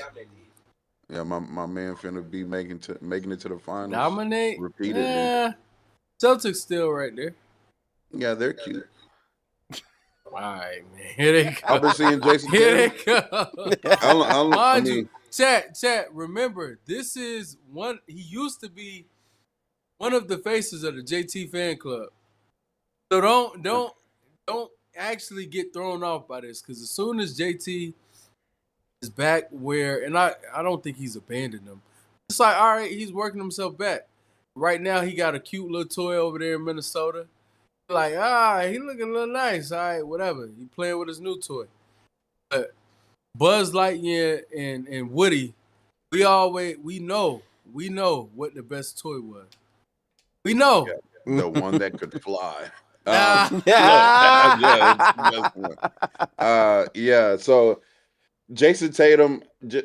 I don't know if we're segueing just to the Celtics or I'm whatnot or down. the Eastern Conference, but I I'm down. just I'm not as high on the Celtics right now. The only reason to believe in the Celtics is their front office. Brad Stevens has been amazing in the front Yes. office, so they definitely deserve credit for that. But I don't know, man. Jason Tatum, who to me was already the reason why I got off of the Tatum train was because of, oh, if you're just now going to be this 10 plus threes per game guy and you don't really hit that shot for real at any kind of consistent level, I'm good on that. I see where your rank is in the league. And now with an Achilles tear, he's coming back. I think the jump shot volume may be going even higher, not necessarily from three, but just jump shooting in totality. And he's just not that good of a jump shooter. He's just not. And so if I'm looking at Boston and now they're a Jaylen Brown led team instead of a Jason Tatum led team. So player hovering around top 5 in the league to now a player that's like top 15-ish. Like that didn't diminishes them, in my opinion, as a powerhouse in the Eastern Conference. But again, Brad Stevens can mess around and get, I don't know. Who knows when it comes to the Celtics and Brad Stevens? Because getting Drew Holiday and Porzingis was definitely a That was so move by wild. him. So who knows? I mean, but so like, it's funny because I definitely want to have a conversation about Boston. I'm going to say this, I think, last part real quick. This is why expansion is so key to me, though, because protecting certain players and not being able to can shift how the entire league looks like overnight. And it's like, if you do have good people who know basketball at the helm, you could get a crazy ass team in just a 1 year overall turnaround, especially if like the draft picks are higher for these teams as well, because that's a thing I think that could also play. Because these next, I think, drafts are also going to be strong as well. So just I would say food for talk. In terms of the Celtics, though, this is a team that a lot of people thought without Jason Tatum wouldn't be that good. And regardless of how you feel about Jaylen Brown or this and that, I think what's not talked about enough is Joe Mazzulla. I have been reaping his praises for a long time now. I know it was shaky at first because at his start, he just shot a whole bunch of threes, and like that seemed to be all of his power. I remember when they lost, I think, to the Heat, a lot of people said they should fire Joe Mazzulla. He's a bad coach, all this and all that. And like that's just not how basketball works. Joe Mazzulla got control of this roster after Ime Udoka, like right before I think training camp started, and that team still made it very, very far. And now we have a larger sample, and he's a very good coach. And I think that the reason why we talk about Boston in this conversation to be a team that could go to the finals is because of their system and because how the front office has chosen to feed and complement that system, right? I think Boston is still top 5 in both offense and defense, right? Or am I wrong in that? Yeah. No, they are. Okay. Pretty sure they And are. Yeah, yeah, I know for sure offense. I know for sure offense. Yeah. So like things like that are why I would believe them to go far. I just don't see Boston winning it all. I feel like that's a much harder thing to answer you because it really depends on if Tatum can hit a stride. Because right now, I think he's been solid, but like that like best, but like, oh shit, Jason Tatum looking really, really good. I don't think we've seen him at that level quite yet. And that's fine because he's coming off of a thing that we all said he probably shouldn't really suit up from. So that's cool and all. But like in terms of going all the way to the finals, I mean, I think the Pistons are cooked right now. Cade is hurt. And even before Cade got hurt, we knew that there was gonna be a ceiling to the team because their offense can get really, really putrid at times. They don't have like a great ball handler outside of maybe Dennis Jenkins, sometimes Karis LeVert or whatever. I think the Cavs are interesting, but James Harden You is need to technically playing through ban injury. JJ Redick Muse, by the way. Oh, he's spamming. Say less. Hang on. I've been banning people. Hang on. Ban him. Let me see where it is. Yeah, you're cooked, buddy. All right. Thank you for that.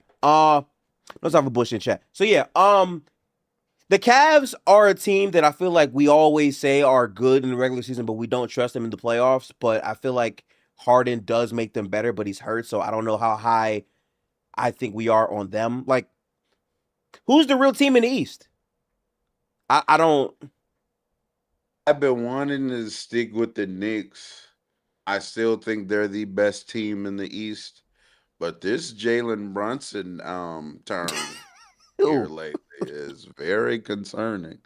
Because he's a big part of my having them high in the Eastern Conference. But I also just still think that I think they're the most talented team. I just do. I don't think Boston is as talented as them. I still believe in OG Anunoby, Mikal Bridges, Cat even, Mitchell Robinson. Like that's a team that's had they've had a lot of playoff run together, a lot of playoff experience together. They're able to knock off Boston last year when I think Boston last year was a better team than they are right now. Um, the team that frequently gives them the most problems and eliminates them out of the playoffs aren't in the playoffs anymore in Indiana Pacers. I just think this is their time to make a finals run. Um, Not too high on Boston for the reasons I gave. I just not that high on Tatum. And by the way, if the Celtics don't make a finals run, in my opinion, you made the wrong decision bringing Jason Tatum back this quickly. If they don't at least get to the finals, in my opinion, because we look at the players who have come back better from this Achilles tear. DeJounte Murray got a whole year off. Kevin Durant got like 18 months off. If you rushed him back 10 months to not make it to the finals, when theoretically now, that could have just been more time for him getting ready to come back. I I don't see why you rushed it back, because he's still not playing to the degree of anywhere close to previous Jason Tatum that we've seen. I disagree with that move from jump. I don't think he Yeah. should have been playing basketball this year. I just really don't. But the Cavs, interesting team, very interesting team. Look at real I tough want to face. believe in them. No, I want to believe in them, but whew, I just don't. And I You don't just know don't. why. Yeah. I am a D Mitch fan. I think they upgraded with James Harden as far as a playoff setting. We'll see. We'll see. But it's just I don't believe in Jared Allen and Evan Mobley like that. More so Jared Allen than Evan Mobley though. It's like I Yeah. don't know.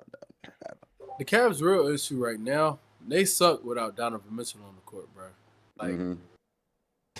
they're a really bad team without Mitch on the court. It's crazy.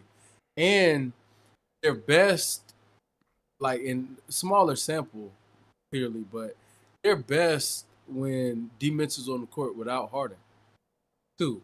So that's just another. Now they're still good with both of them on the court together, but they're like a plus. I think it's like a plus 15. With D Mitch on the court, surrounded by like, what's that guard slash wing that emerged this year? He Talking has about a Tyson? brother. Yeah, Tyson. Tyson. Yeah. He, that 2-man with paired with the rest of the starters, or double big. It's like they're really, really, really, really good. But like I said, obviously smaller sample. But yeah, I agree with. It's hard to believe in the Cavs, man. It's just, and I think that if you are selling yourself on the Cavs, you're just selling yourself on something that just isn't going to work. But ideally, it should, and it can. But Yeah. that's just they're not getting out the East. I kind of disagree with Real Talk on the Boston point, um, mainly because I still think that Tatum offers a lot to the team, even without him being his best self. He offers so much to the team in terms of ball handling and playmaking alone, and he's still getting attention. Like, he clearly is not what he was, which I think we all expected him to Yeah. come back rusty for sure. But Mm-hmm. teams are respecting him. They're looking at Tatum, and anytime he has a perceived mismatch, they run, they jump, and then now he's bent the court, and now Boston has the advantages that they look for, and they play basketball the same way. It's we want to hunt mismatches. We want to create 4-on-3 advantages, 3-on-2 advantages, whatever advantage we can create. We want to go do it, and Tatum helps them do that. So I still think I think they'll be fine, and I do think they're the best team in the East. And I expect them to get out, man. I do. I think Detroit, for obvious reasons, like, and even if Cade hadn't have gone down, just offensively they don't have it. I don't believe in their offensive firepower, and I think in a playoff series that hurts. I don't think you can survive in a playoff series like that. Like Duran is their second best scorer. Yeah. And that's all Legitimately. off of creation from Like I can't believe in stuff like that. And then for New York, look, man, they have talent. I'm with real talk. They have a lot of talent. I don't believe in any of their talent to get you over the hump. Like Cat, I would always want the team that is like neck and neck with the team that's on like going up against Cat. Whatever team is gonna face them, if they're neck and neck, and I have to depend on Cat versus a Jaylen Brown, I'm gonna depend on Jaylen Brown. Cat versus an injured Tatum, I'm still gonna depend on an injured Tatum. Jalen Brunson versus those guys. Maybe Jalen Brunson can get his stuff off, but more than likely, especially how he's been playing to close the season, I'm gonna lean on those guys. Mike Brown versus Missoula. I'm gonna lean on Missoula. I'm leaning Like, Missoula. I'm leaning no Missoula. matter how Yeah. no matter how you slice it with New York and Boston, I think it constantly is gonna come to a point where, as I'm looking and really thinking about this, the players and the coaches that really, really matter, I'm gonna lean on the other side of New York. So yeah, I still would go Boston, but what say you guys? To Okay. your point about the bending of defenses, though, I just don't think that the better teams, once you get to the playoffs, are going to opt to send unnecessary help. Like we saw it even last season. The reason why the Knicks had success against Boston as far as defensively is because they just live with switches. They said, "Hey, okay, Jalen Brunson, do your best." You know what I'm saying? Hey, Cat, go out there and do your best on Jason Tatum in one-on-one situations, and we're going to live with these contested step back threes that he wants to shoot. And again, if that's going to be his one-on-one beater, that's just not a shot that he consistently makes like that. Now, again, that was the reason why they got down in that series. But then, Mm-hmm. he has the game where he hits them and they still lost. They were still losing in that game.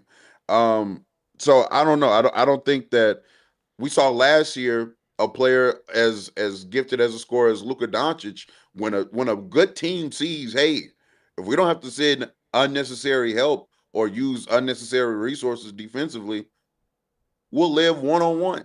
Yeah. Let's see if you beat us shooting 8 step back threes today. And if you do, we're gonna tip our cap to you and say good game. Like I don't think teams will be guarding Tatum like that This is a great um counter. Great counter. necessarily. Yeah. So I don't know. I'm still, again, I just have to believe that the Knicks finally make the finals run this year. Because if not this year, If not this year, I don't know when. I think I gotta I blow the don't know team when after for them that. to get Yeah. back. Yeah, I Yeah. just like, Yeah. so I'm that's with kind you. of where I'm at with it. Uh, I want to hear Derek go. So like I'll let Derek go first, and then I'll give you my thoughts after. You go ahead, Derek. Yeah, I mean, I feel like for the East this year, it's in a lot of ways, it's the Knicks and Cavs quote unquote last chance before like a big retooling, before some kind of shift. Because, for the Knicks, I agree, it's like you've got people in New York right now that are already kind of concerned about the Cat experience long term. Because I think if Brunson's done anything, he's bought goodwill. So I think they're Mhm. picking Brunson over Cat every single time. Even if Brunson's been on a less than stellar streak, he's been a playoff riser in his experience. So Brunson's got goodwill, and I do think that's going to help them uh, in these matchups. And that's what's interesting is they're both in great position to go on a deep run. The Knicks, right now it's the bottom of the East is muddy. But the Knicks right now would face either the Hawks, Sixers, or Magic. And I like the Knicks' chances in all those series. Uh, I'm sure people might say like Philly, if everyone's healthy, it's a tougher series, which it would be. True. Magic are kind of sort of finding a groove, but not really. And I don't know, the Hawks are just the Hawks. Like the Hawks are just now getting above mid tier. So like I'm taking the Knicks that. I appreciate the The super chat, Cavs bro. honestly might have the better road. I respond to that in a They'd minute. have the Raptors in round one, which shouldn't be an easy out, but I'll take the Cavs experience. And then they would have Detroit, hypothetically. And I would love to get Detroit in a second round matchup because I'm going to take the Cavs offense over Detroit's defense. So now the Cavs have a great path to the ECF. And I think we acknowledge every other team's got a flaw.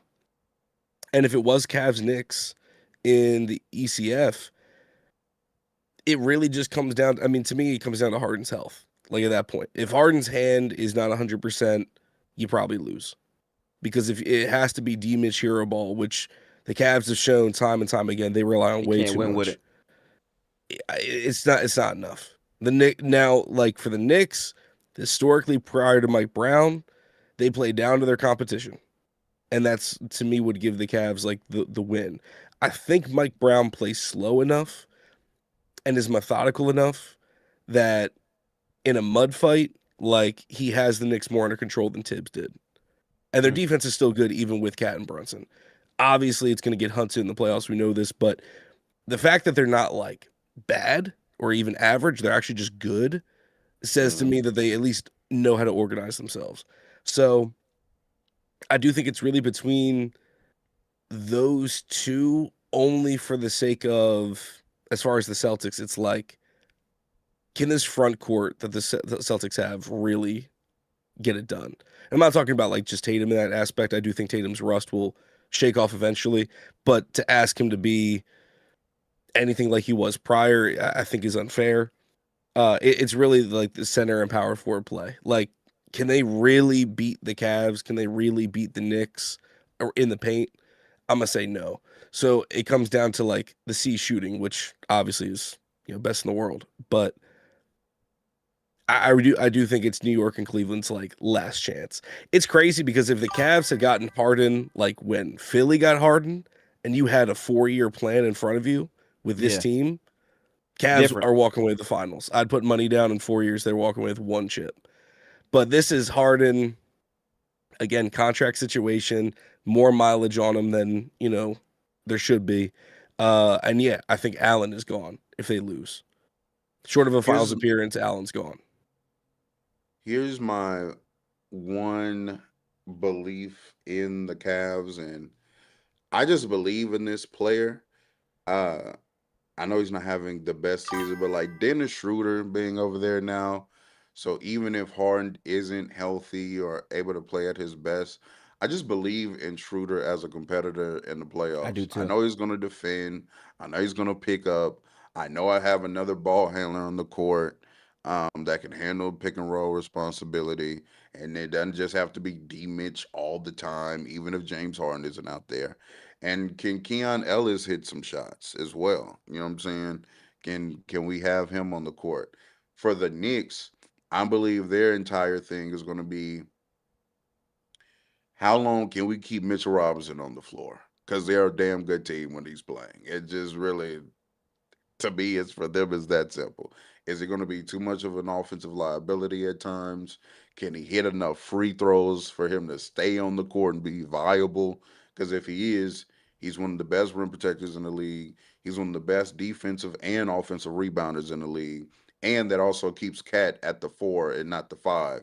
So that's going to be the puzzle that they have to solve in New York. How long can we keep Mitchell Robinson on the court? Yeah. I'm going to get into my thoughts in a minute, but first off, I always want to highlight the super chatters. Appreciate everyone that's in the stream. We're finally doing these episodes a lot more, and I'm happy about it because the playoffs again are right around the corner, so I can wait for that. We got a super chat from, let me scroll up to make sure I didn't miss him. That guy Jaeger. He asked, do you really believe the Lakers are for real? We actually talked about that earlier. They're a team that's hot right now and they're playing better, but in terms of like winning it all this year, I still don't believe so. But they are a team that can beat other teams in the Western Conference. But moving on to this stuff. Here's my thing, real talk, right? Boston lost last year because they couldn't shoot. Their front court was decimated. And during the series, we saw multiple guys go down. And also, their process wasn't that great at times, right? To me, and this is going to sound so demeaning, and I don't mean to sound like this, but I do just have to say what I believe. I think where the East is this year, I think Boston's variance could swing the other way this year. I really do feel like they have more shooting in the sense of the vast amount of guys, especially at like the front court spot. Like I think Luka Garza is gonna play 10 to 15 minutes in the playoffs, and it's gonna have moments where okay, the space is out there for you, and I just feel like that with Joe being a solid coach with experience, I think that matters to me more. Plus, also again, seeding is everything. They're gonna have home court advantage for a good grip of these playoffs as well. Um, I think the Knicks, to me, still run into the problem of them being a better team factually when it's either Jalen Brunson by himself or Cat by himself. When that foursome is together, their net rating isn't as great as they want it to be. And I think that's going to always have a problem. And again, I'm going to say it again. I know that Cat gets a lot of shit, and I think rightfully so at times because he makes very bad, I would say, processes in terms of fouling both on offense and defense. But what's not talked about enough is a part of them not being able to get Cat the ball. And the reason why teams can put wings on Cat is because we know we can put bigs on Josh Hart because his ass, we don't trust him shooting.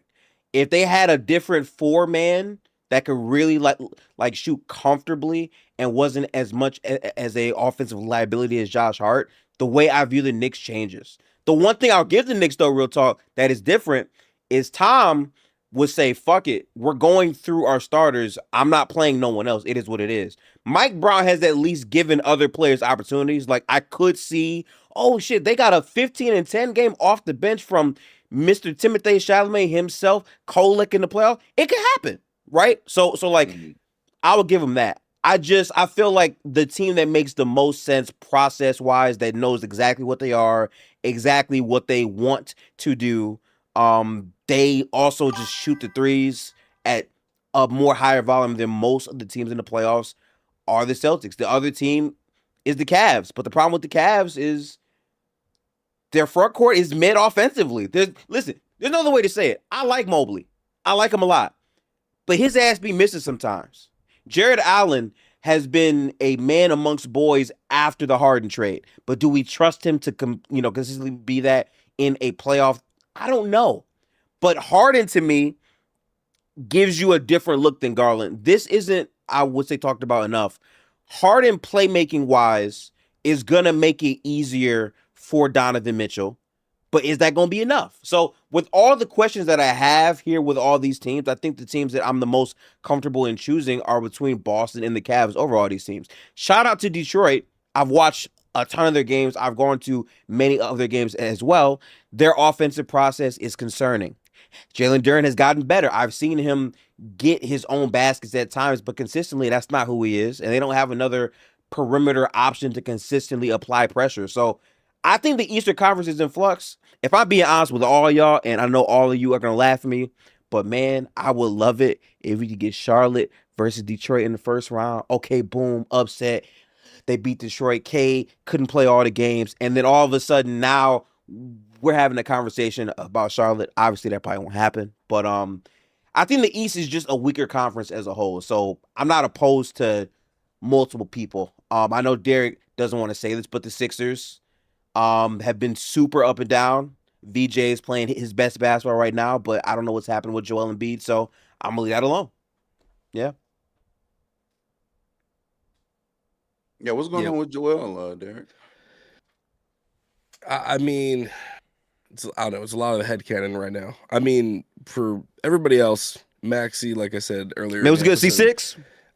Like 2 weeks ago, was going to be reevaluated in 3 weeks. So he should be coming back hopefully soon to at least get all NBA. PG suspension almost done, so he'll be back. Joel, it's like, man, I don't know. Because it was one thing that had him sit down, and then it came back to like swelling. And so now I don't know if it's cautionary or almost strategic to basically be like, okay, if we know Embiid is definitely going to be back like the last 5 or 6 games of the season, and we have a shot at the playoffs, and we could still like somehow fall into like a top 6 seed technically, even though that's unlikely, but it's possible. Then we just rock out with Joel, and then like we'll deal with the swelling if we make it to the finals kind of thing. That's what like my headcanon is basically. But I don't know. They're still calling it an oblique thing, but it's swelling is what they're managing. So I don't know, genuinely. Like The swelling of the knee. the oblique. Oh no. No, the knee. So I don't know.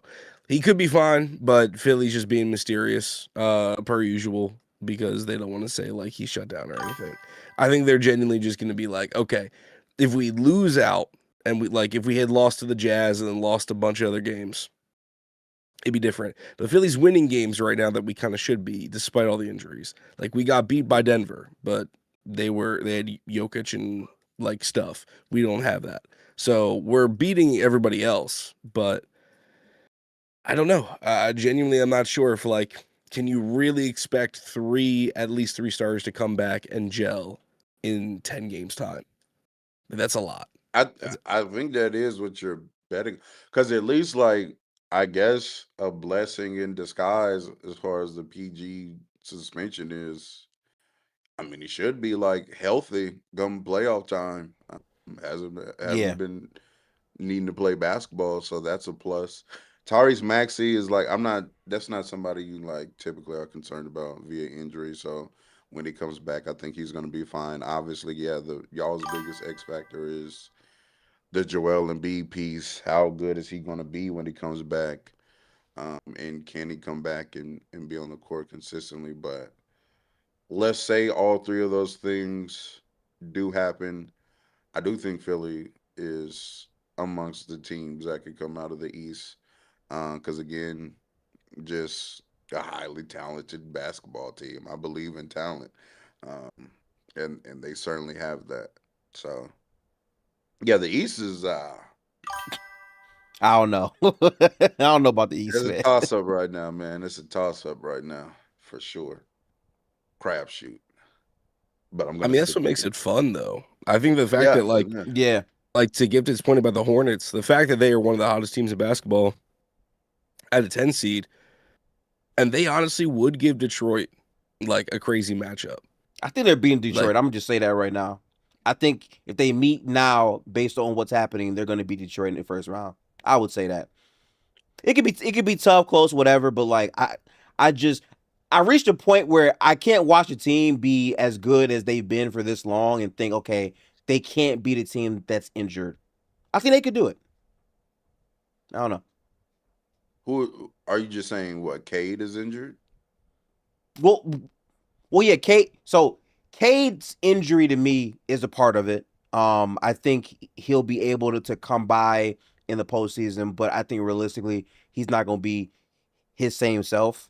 And like, even if healthy, even though mostly Detroit will be favored, I still think what Charlotte can do offensively provides a big problem to a team that doesn't really shoot as many threes on volume. So it's just tough. The reason why you wouldn't want to pick Charlotte is they have no experience. Do you really believe in their best player in a playoff, I would say, atmosphere? Maybe not. And just their front court really isn't that deep in terms of size. But outside of that, they've been one of the best teams in the league. So I would trust them to beat a hurt team in the playoffs for Detroit. I think the interesting thing about Charlotte is going to be they to me they draw a lot of parallels to the Pacers.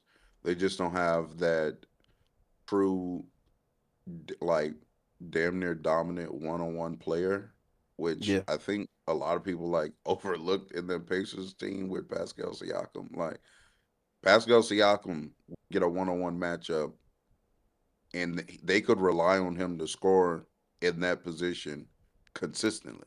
He was consistently beating one-on-one mismatches in the post, mid-post area. Like they don't really have that. Was that? Oh, Jalen J Dub is Williams back. is back off the injury report and will return to action on Monday versus the 76ers. He's back. Okay. No, well, congrats, Derek. Um, um, that's actually something I'm interested in as far as OKC as well. Um, and I You know and me both.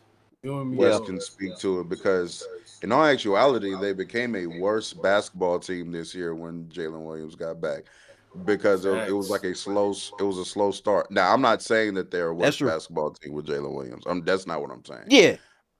Because obviously, if J Dub is in his groove and can come back and play the J Dub levels, then it might be just GG's. But if he comes back and he's struggling to find a rhythm early on, um, not the offensive player they kind of need him to be, but even then, now with AJ Mitchell, does that actually really matter as much as it used to? No. Look, I'm trying to find a way for No, OKC to no. lose. Let me clear that I up for just you. don't. Absolutely, it matters. It matters. Okay. It matters. Yeah, Not the reason let's. I'll say it matters. Oh, go ahead. No, go ahead. Go ahead. Oh, the reason I think it matters so much is because Jada, he is going to assume his role. He's not coming back to then. All right, well, let me. I see other guys got it going. He comes back and he assumes his role. Yeah. It's like, yo, I'm trying to get back to it. I want to reclaim what was mine, and not in a selfish way, but yo, I want to help the team in the best way that I'm used to. The issue is, to Real Talk's point, offensively, man, J Dub is such an interesting player, man. Like, Yeah. a lot of highs and a lot of lows, and those deficiencies are glaring, and he doesn't seem to be able to step away from it. It's like, yo, the holes in my game are here. They're always gonna be here, and I'm going to play the way I play, and I'll just have to lean on being able to overcome them by, like, potentially getting to the basket more like last year. Issue is this year, well, now with a injury or a Yeah. hamstring issue, however you want to slice it, how much can he trust it?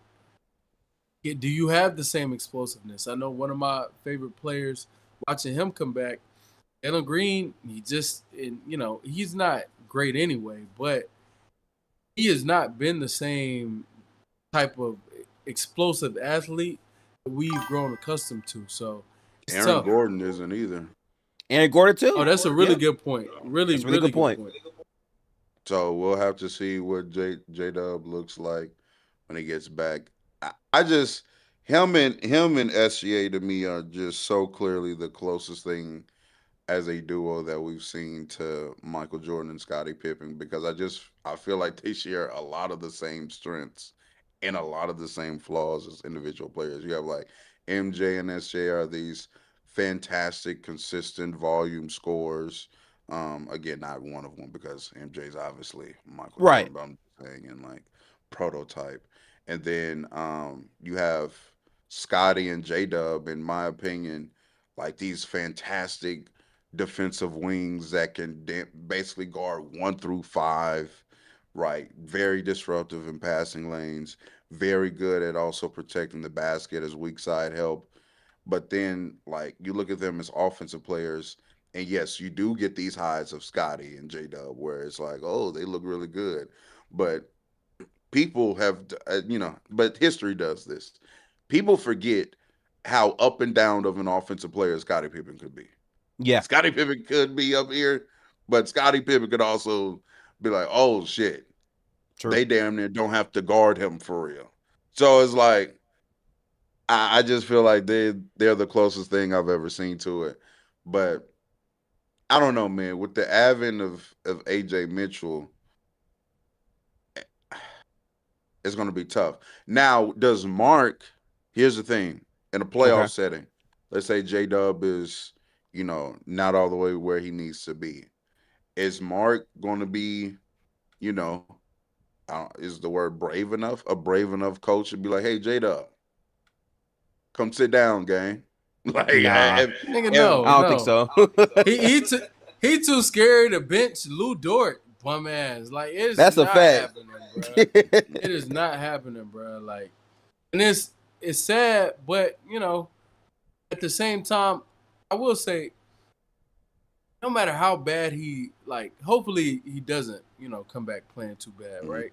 But if he does, I wouldn't be in favor of like benching him. I just gotta try to protect him as much as you can, and figure out ways to win with him, and just utilize his strengths to the best of his abilities when he comes back. If, in fact, hey, I can't score, I can't shoot, don't really trust my explosiveness, so I'm not pushing off my foot the same, my legs the same, I'm not working in the same manner.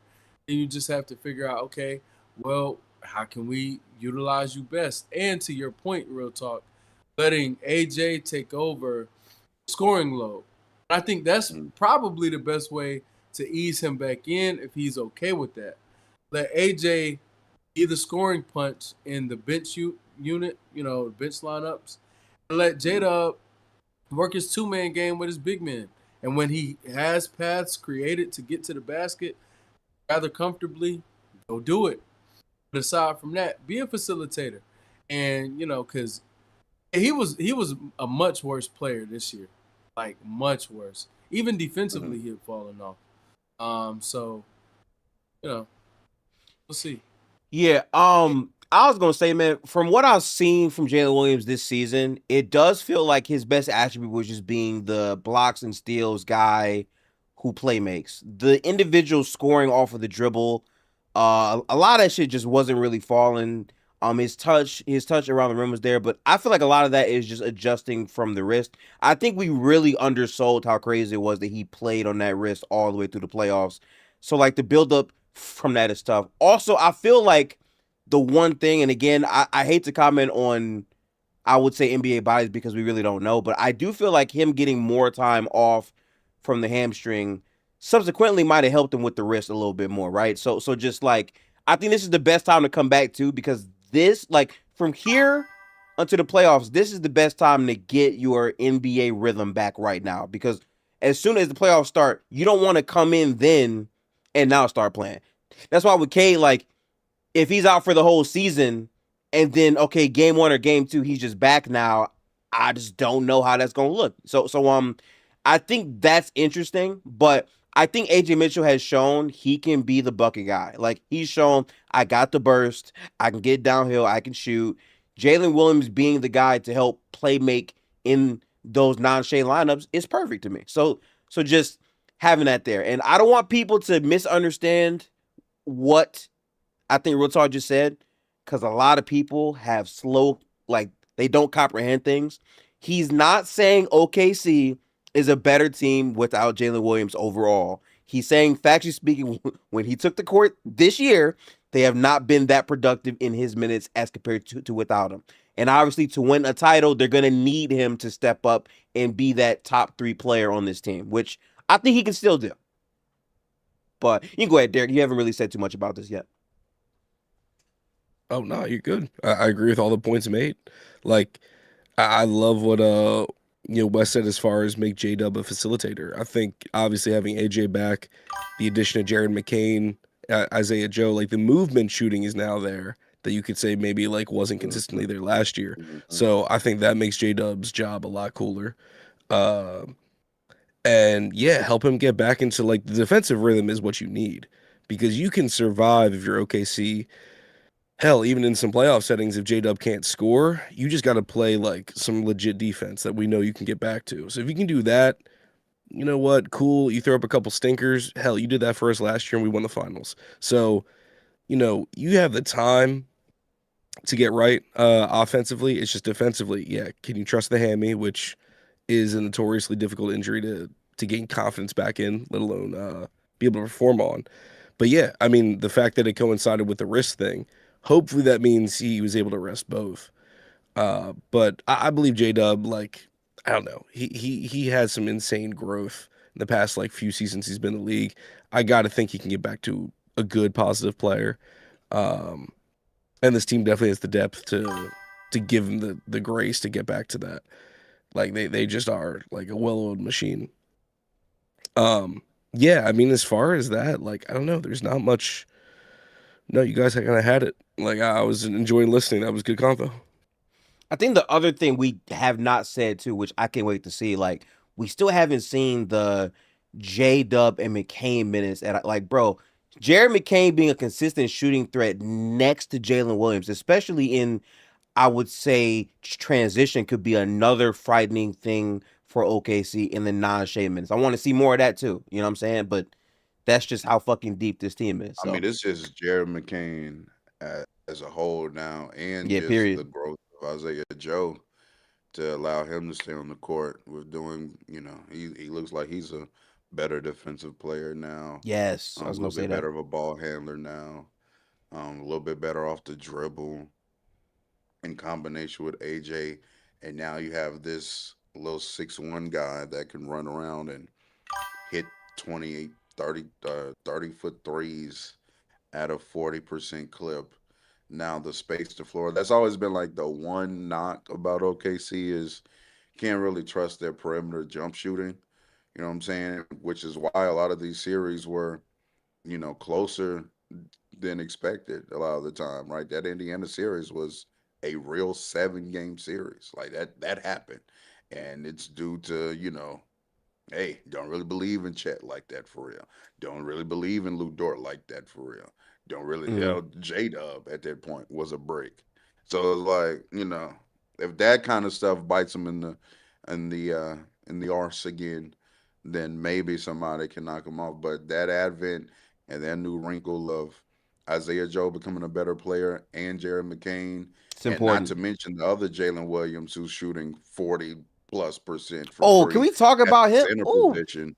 So yeah. now it's like three legitimate spacers Big with, Duke. yeah, see what I'm saying? D Block But Duke. apparently, Luka couldn't win a ring with this team. Whatever. I knew it's But going. What you mean? I He knew yeah, got this he was got coming. that he, Steve is he got great, man. Maxi Steve is Kleber, great. right? Don't he got Maxi Oh my Kleber? goodness. Yeah. He sure Got does. Drew Timmy. Who else? It's just Drew Timmy. Vando, Ooh. yeah, of course. Yeah, Uh, Vando. Yeah. hey, Jalen Williams this season, all that did was congratulations, thank you for your service, I heart. Peace. Oh Just yeah. confirm he's donezo. Uh, I mean, I'll take him. Since iHeart's clearly no longer For needing sure. OKC, Yeah. For I'll take a sure. backup center that's basically going to be a starter since my guy plays part time. Like, cool. Yeah, he's been outrageously good. I think that's what makes it fun. Like J Dub coming back. The best thing about J Dub as a player is the versatility.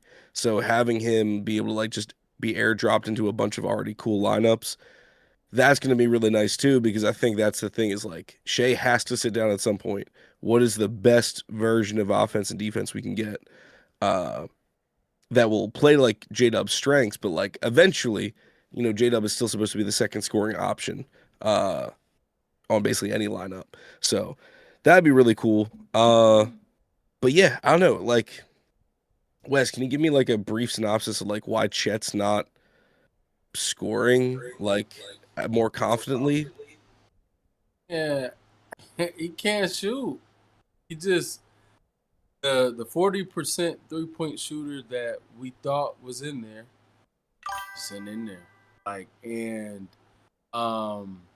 we've done some things with the mechanics because the shot is flat, and to be 7 feet tall, and legitimately be able to get blocked by 6'5" guys who just put a hand up because you are such a flat shooter Yeah. has become somewhat of an issue.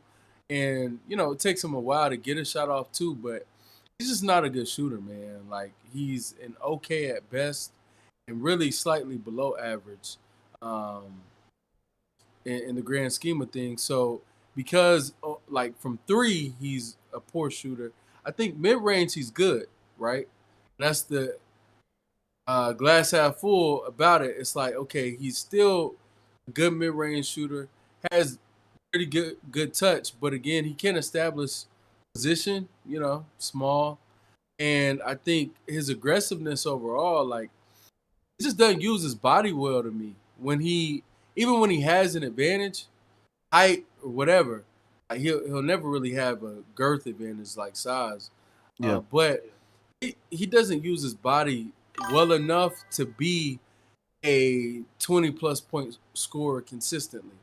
So that's the Achilles heel for him. But he still has so many tools offensively. He's a gifted offensive player. It's funny, no pun intended. He has so many things that are working for him in his favor, but I just don't think he's put it all together. Yeah. So it's unfortunate. I think he'd score more if he played with a better facilitator, obviously. But still, it's like you can't depend on that in a playoff setting too much, in my opinion.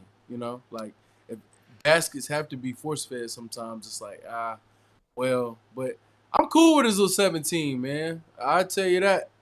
I like his little 17, 18 a game, Shit, give that me 8 defense. boards, and be a Yeah. top 2 defender second best defender in the league. Respect Wimby.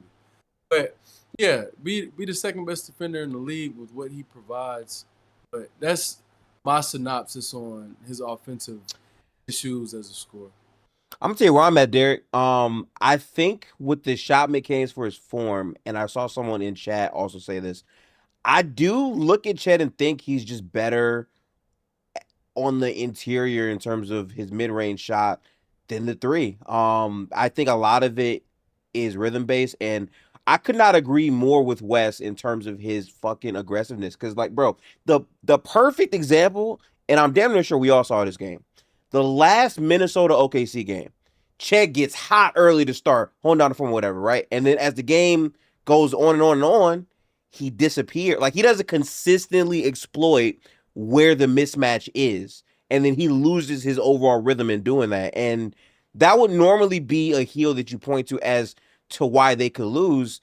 But then the problem is then SHAI picks it up in the second half. And then, okay, you also have a player like, I would say, either Jalen Williams, who can also do some things, right? Like, they just have a lot of people that can step up and fill multiple different roles. But I generally think Jalen Williams being able to legitimately shoot consistently from three changes so much about the nucleus. Because again, I said this back and forth till I was blue in the face in the playoffs. The only reason why that Denver series went 7 games is because OKC could not fucking shoot. But most games, it's like, bro, it's a zone. Like, y'all can't beat the zone because y'all can't shoot out the zone. You know? So I'm curious about how that looks for this upcoming season. But I truly feel like I want to see the lineup of Isaiah Joe, Jalen Williams. I'm sorry about that. J-Dub. McCain, and then the front court I'm questioning. But like I want to see Isaiah Joe and McCain on the floor at the same time. Because again, the shooting threat of having both of them out there with the size is very good to me. Yeah, SGA be getting busy in them lineups, but also that lineup on that bench unit, when they go Isaiah, McCain, AJ, Chet, Ihart, has been a phenomenal lineup It's for been good them as too. well. Yeah, they just have just an abundance of riches over there in Oklahoma City. Um, to be honest, if they're playing how I think they can play, I don't really see a series going past 5 games against them this year, to be honest with you. I think they should, in fact, like Hold ramage on. through Say there. what now? Come again? Yeah, because of the Come team, again? how good the team is. Yeah, how good the team is. Yeah. Because you already said Chet would be better with a guy that I don't know can make rim reads. The team as a whole is so great. I don't see it going past five. I know a lot of people have like this hope with San Antonio, but San Antonio hasn't played them with Jared McCain, and I think True. that is the big X factor for them now, and especially Jalen Williams. You know what I'm saying? Like if Jalen Williams is in the playoffs actually shooting, maybe not 40 some percent, but like 39, 38, and McCain is still shooting the ball well, and Woo. now SHAI actually has all of this space to operate in his one-on-one situations where he gets to go one-on-one frequently. Um, I don't know how you're I don't know what you do. I really don't. Now, the only counter to that to me would be like, okay, if McCain, Isaiah are out there together, maybe the other team finds a way to pick on them defensively a little bit more often than what you can do against like regular OKC personnel, like a Yeah. Luke Dort or something like that. Maybe that's another wrinkle. But outside of that, man, it's GG's, man. GG. Yeah, I think that's what makes the playoffs so interesting because I do feel like OKC might be more of a favorite than they were last year, and that's saying something because they've been super injured and they're still the best team in the league despite all that. So how all that stuff plays out, I I mean, gotta say, that's been like the last 2 seasons actually. yeah, Chet only played like, and iHeart missed a substantial amount of time last year, and they were still yeah, they have gone through this injury bug for 2 years now, back to back. You're right about that. So tough, tough shit. Outside of that, shout out to man, the front office, man. Yeah, shout out. Amazing very, front office. And really, very our elite front whole office. iteration, like while Shai has been there, we always end up getting hurt. Prior to us being this good, it was Shai, more often than not. But some of that was load management, or tanking. But I mean, even the year we won 40 games, Chet got hurt. His rookie season broke True. his foot. So it's like, yeah, that's just those are the cards we've been dealt, man. But fortunately, Sam Presti just happens to be amazing at getting teams that can defend and have size and finding blue chip prospects. Like, because that's all he does, bro. Like, Hey, appreciate the has sub, bro. given no iteration of our team shooting, but we still are great based off of the other things he adds. So, salute to Sam, man. Well, that has been a extended segment on OKC. We have a couple of minutes left, so in these minutes, I want to get a rant off because I'm kind of irritated about this. We've been talking a lot about the best team in the league. Let's talk about one of the more disappointing. Well, I don't know if I can call it disappointing because I'm pretty sure we all knew they would be pretty ass or like at least in this spot, even if Giannis didn't get hurt. The Milwaukee Bucks. I am so tired of this Giannis trade shit. It is by far the most dragged headline in the NBA. I was mad at it before the season. I was mad at it during the season. I was especially mad at it during the trade deadline where they kept dangling Giannis is open to being traded, but he's not asking for it, but he's open and he's down. And if he were to hypothetically leave, his teams are this, but he don't want to leave, but he kind of does. Oh, wait, he actually asked for a trade in the offseason. I know he didn't. Like, it's so much bullshit.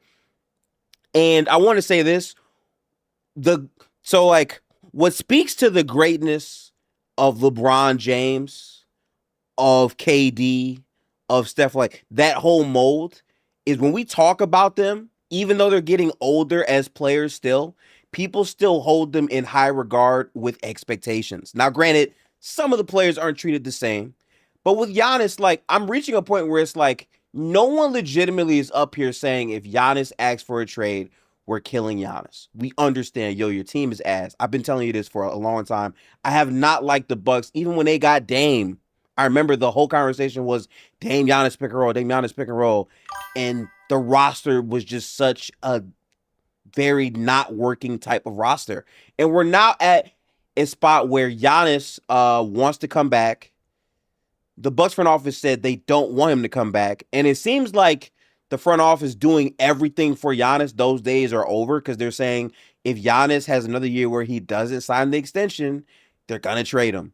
And I think they should. Like I can't imagine another world where Giannis once again does the playbook from LeBron James where he doesn't sign the contract extension to put pressure on you to make the roster better. Well, they waived Damian Lillard.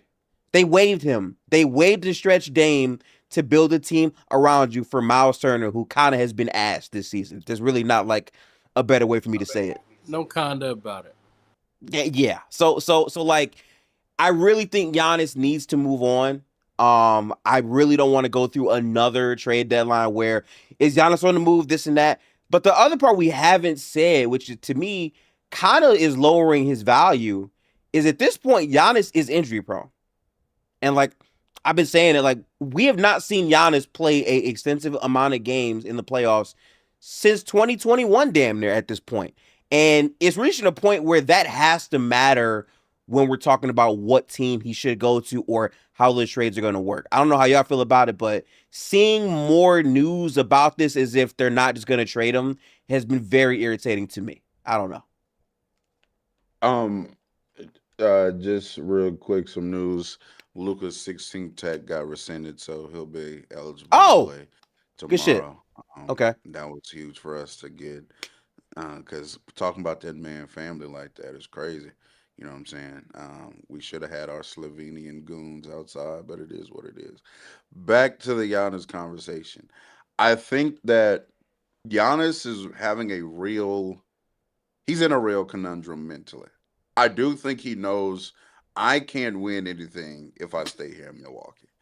Like I think he knows that. But I also think that some people really have like when they say, "Hey, I'm going to be committed and do something," they really want to do it. So he's looking at this team repeatedly or playing, and it's like, "Damn, we're ass, bro. I'm not winning nothing. Let me get the hell up out of here." And then like he'll go sit down with himself, and it's like, "But they changed my life." And also, you got to throw in the account of like, oh my, they took this long shot on me and changed my life and changed the fortune of my family. I don't want to like betray. So he's that's where he is mentally. Um, I think all in all, I just think he's going to end up staying. I honestly do. He's just he got the championship, so it's not even like necessarily he has to leave for that. You know what I'm saying? That's why I like the comparisons to Kevin Garnett aren't quite 1-1. Like Kevin Garnett Agreed. needed to win a championship as one of the better players in the league and one of the best players in NBA history, and he knew for sure he couldn't do that in Minnesota, but like Giannis won a ring, so it's not like he has to go title chasing or anything like that. So I just think we're going to see one of the greatest players we've ever seen. Um, he's probably in my top 15. I just think this is going to be the end of his career. I think he's just going to be on a mediocre to bad team till he retires, unfortunately. Man, yeah, I think it's tough. I can see both scenarios. I can see both. I think the tough part about it for Giannis at this point is to get this point. I do think he's injury prone, and I think most of the league feels that way. I think most of the league does not value him the same way they once did, and I think that when it comes to moving heaven and earth to get him, I don't think you're gonna see people do it. So with all of those different things at play or in play right now, I could definitely see him finish his career in Milwaukee. It's just really unfortunate, man. I blame Giannis. He held all the cards, man, and he wanted to be the nice guy. Okay, well, being the nice guy gets you what you have, and I think, quite honestly, we're gonna look at his career. If he does not end up elsewhere, and if he's not able to screw even winning another championship, just compete for another championship, we're gonna look at him and be like, great player, underwhelming career when it's all said and done. Which is wild, by the way. He he has not finished a playoff series since 2022. Like that's crazy, bruh. And this year I he's thought he is not finished it crazy. going last to. year. Nah, he didn't. Didn't he He finish? didn't play the whole series, did he? Yeah, he I did. thought he didn't They finish just that they series. just got beat quickly. He That's played a all. close. But He he played, played. yeah. He played the whole Yeah, series last year. Oh, well, yeah. excuse me, my fault. Um, I thought he got hurt last year as well. But yeah, he hasn't had a deep run. He hasn't made it out the Mhm. first round. And those things they matter, man. As a player whose favorite guy is Russell Westbrook, I know how, and I'm not saying Russ isn't as great as Giannis, but just to speak on like a player who had seen success, and the minute he stopped getting deep into the playoffs, and how some of those last years have gone for him, how his career has been rewritten in a really nasty way. I feel for Giannis low key, but self-inflicted. What's up, Derek? Yeah, no, I mean, I feel like this situation, kind of reminds me of like Anthony Davis in a little bit, in the sense of he's starting to get this rep, and teams aren't going to want to move a ton of assets, like you said, to get him. But like, still high impact player, would completely change, a season's trajectory. But it's tough because he's a max level player who needs near max level help from like another star, right? Because you basically need 2 stars to compete in some form. And then you need someone who's really good on like a rookie contract to even afford that. Like, just like the team construction, which is why I compare it to like AD and like these other star players. You just need good situation to be built around you. And that's just really difficult through trade to find.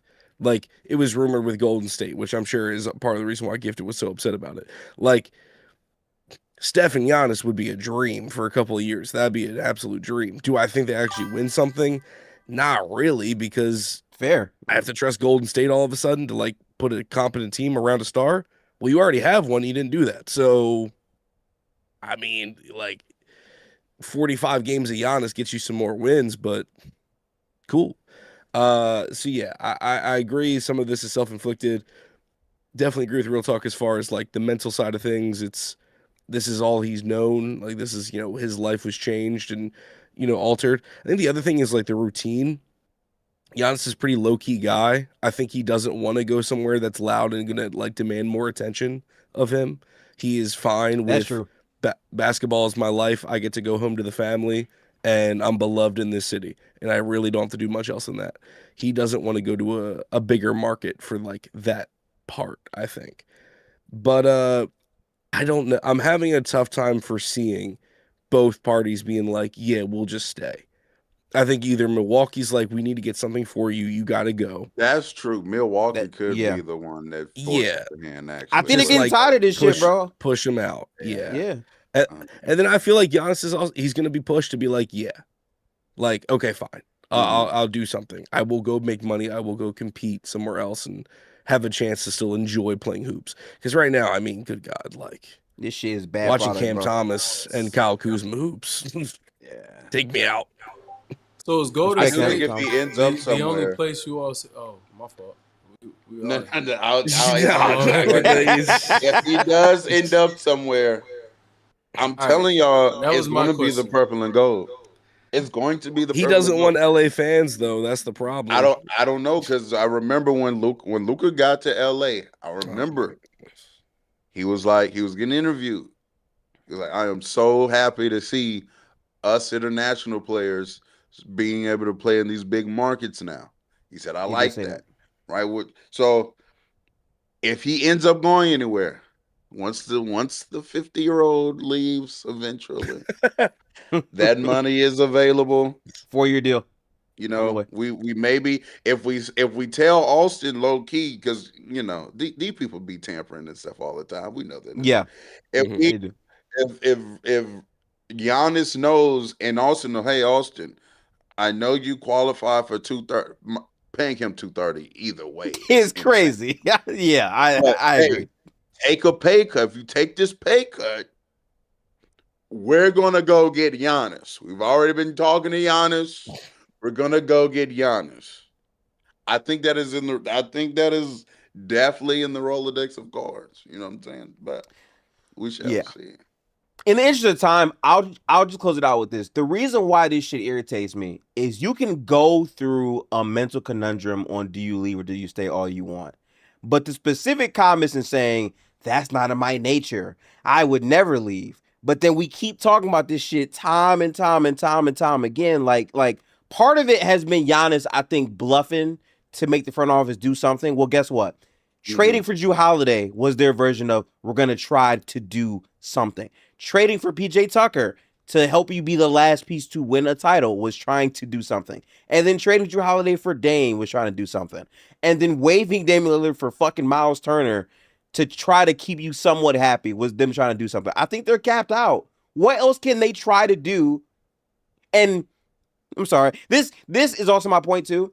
I would have never have waived Miles Turner if it meant that I was going to trade Giannis anyway. If that's the case, don't waive Dame, because it's like now even after you trade Giannis, that's going to still be a stain on your team moving forward with all your draft picks who are already gone. So the situation is just annoying as a whole, and I think what kills me about it, and this personal bias, it's just the way Giannis carries it. Like he's above going to another team, but you're thinking about it, so you're not above it. Like that shit kind of, sorry, that grabs my gears a little bit. But I'm curious about where it would be. I think LA, as much as I hate to say it's true, like they have the name, they have the size, they have ways. We'll have the money as well. Do you think things like that? I do have one quick question. I know, Okay. we do have some hard outs, but y'all really think that if Milwaukee initiates this, he ends up in a Laker uniform? No, I don't know where. That'll have to be Giannis. Yeah, that'll have to be okay. Giannis. That's Yeah. why. That probably have to be Giannis. Yeah, That'll have to be Giannis. Yeah. And I just don't know, like Milwaukee what his does it. I don't know what that even. Portland and shit. Go right back to Portland. Yeah, because so like my biggest thing is this: I always try to pay attention on what a team needs, knowing that the Bucks don't have their picks and knowing that Portland has their picks. Some other team that's trying to get Giannis would either have to give them a young blue chip player that's very, very good on top of some trade picks, or maybe the Bucks' own picks, so that way they can forcefully tank themselves if they want to. But that's a longer process. That's why I think it was kind of unlikely to be traded at deadline. But I'm going to just say it. This should not happen again. I think Giannis gets traded this offseason.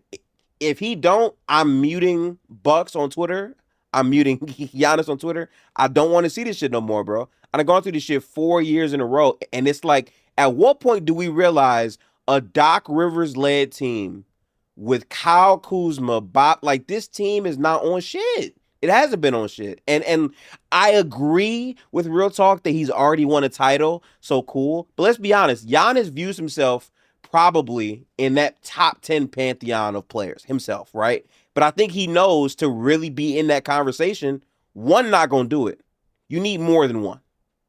And like, if that's the case, wilting away on this shitty-ass Bucks team is not going to get it done. So I don't know. So just to let y'all know about this. So Giannis is under contract until the 27-28 season, right? Which means if you were to trade for him next year, he's only under contract for the, those 2 seasons. So he can maybe find some leverage in, hey, such and such team, if you trade for me, I'm not re-upping. So it makes no sense to throw all your assets away from me being He could do that too. Years, and he can find himself in the purple and gold, baby. Or Miami. Want to see him I want to see him in Minnesota. I still feel like. Oh yeah, you did say that. That's the place, man. That would be amazing to me. I think that would be amazing, but we'll see. You're muted. Oh.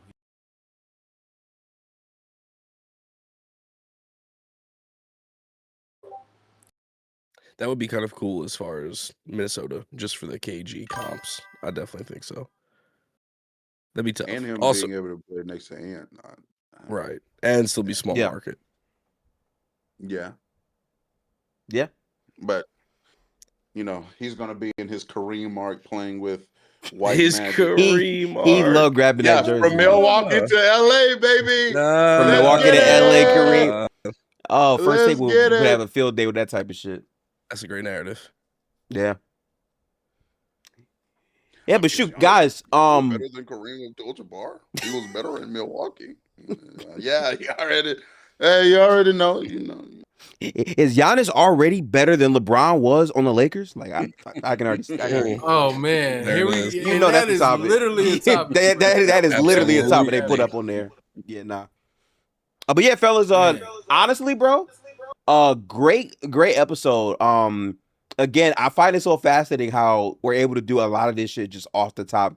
I think things flowed extremely well. We covered expansion, we covered the West, we covered the East, we covered the Giannis stuff, we covered OKC extensively, the Lakers extensively. I can't wait until we're like right at playoffs because then we can all give our predictions for the first round and more things of that. I'm doing a better job myself of tapping into March Madness a bit more. I don't really watch college normally, but a lot of things were crazy. I was High Point FC because that first round, that was one of the most entertaining games of college basketball I've seen in a while. And then Darius Acuff came and said, "I'm not going." So respect the bro, but definitely tune into college if you're not. But yeah, man, great episode. Thoughts about today's episode and moving forward, gentlemen? What's up? Looking forward to the next one. Yeah, playoffs are around the corner. Hopefully my team gets stitched back together, and good luck to all y'all. Yeah, enjoy. Anytime I can spar with real talk, man, I'm for it. Dude. But no, I think every episode I say the same thing, but the chemistry is through the roof here, man, and I think we mesh, we make sense, and we provide insightful basketball opinions, man. And shit talk. You need both. There, yeah. Entertainment is here for sure. Good looks are always on full display. If you got a shorty around, be careful. But we're just living, man. We're just living. Yeah. Yeah, always enjoy my time. Always enjoy beating up on Wes. You know what I'm saying? That's always fun. I don't find much of sparring. You know what I'm saying? He a good. He'll hit me with a jab every now and then. That's about, But yeah, enjoy these. Um, looking forward to the next one. And yeah, enjoy the banter and the back and forth and the series. How quick we can go from serious to playful, back to serious and stuff like that. I enjoy that. I enjoy that, when I am playful over here, it's not being recorded for somebody to try to get oh my God, you remember when you said this real You're right. And, Yeah. All the All the people gotcha being weird moments. like that. I have to be worry of the LBI, low bitch ass investigators. I always have to be wary of them. So I'm glad I have somewhere I can come and talk freely without any deterrent. So thank you, gifted. Yeah. I And also eventually would like to do one of these on my channel as well. Just absolutely. FYI. Oh, and for people asking, um, am I streaming tonight? The answer is absolutely not. Yeah, no.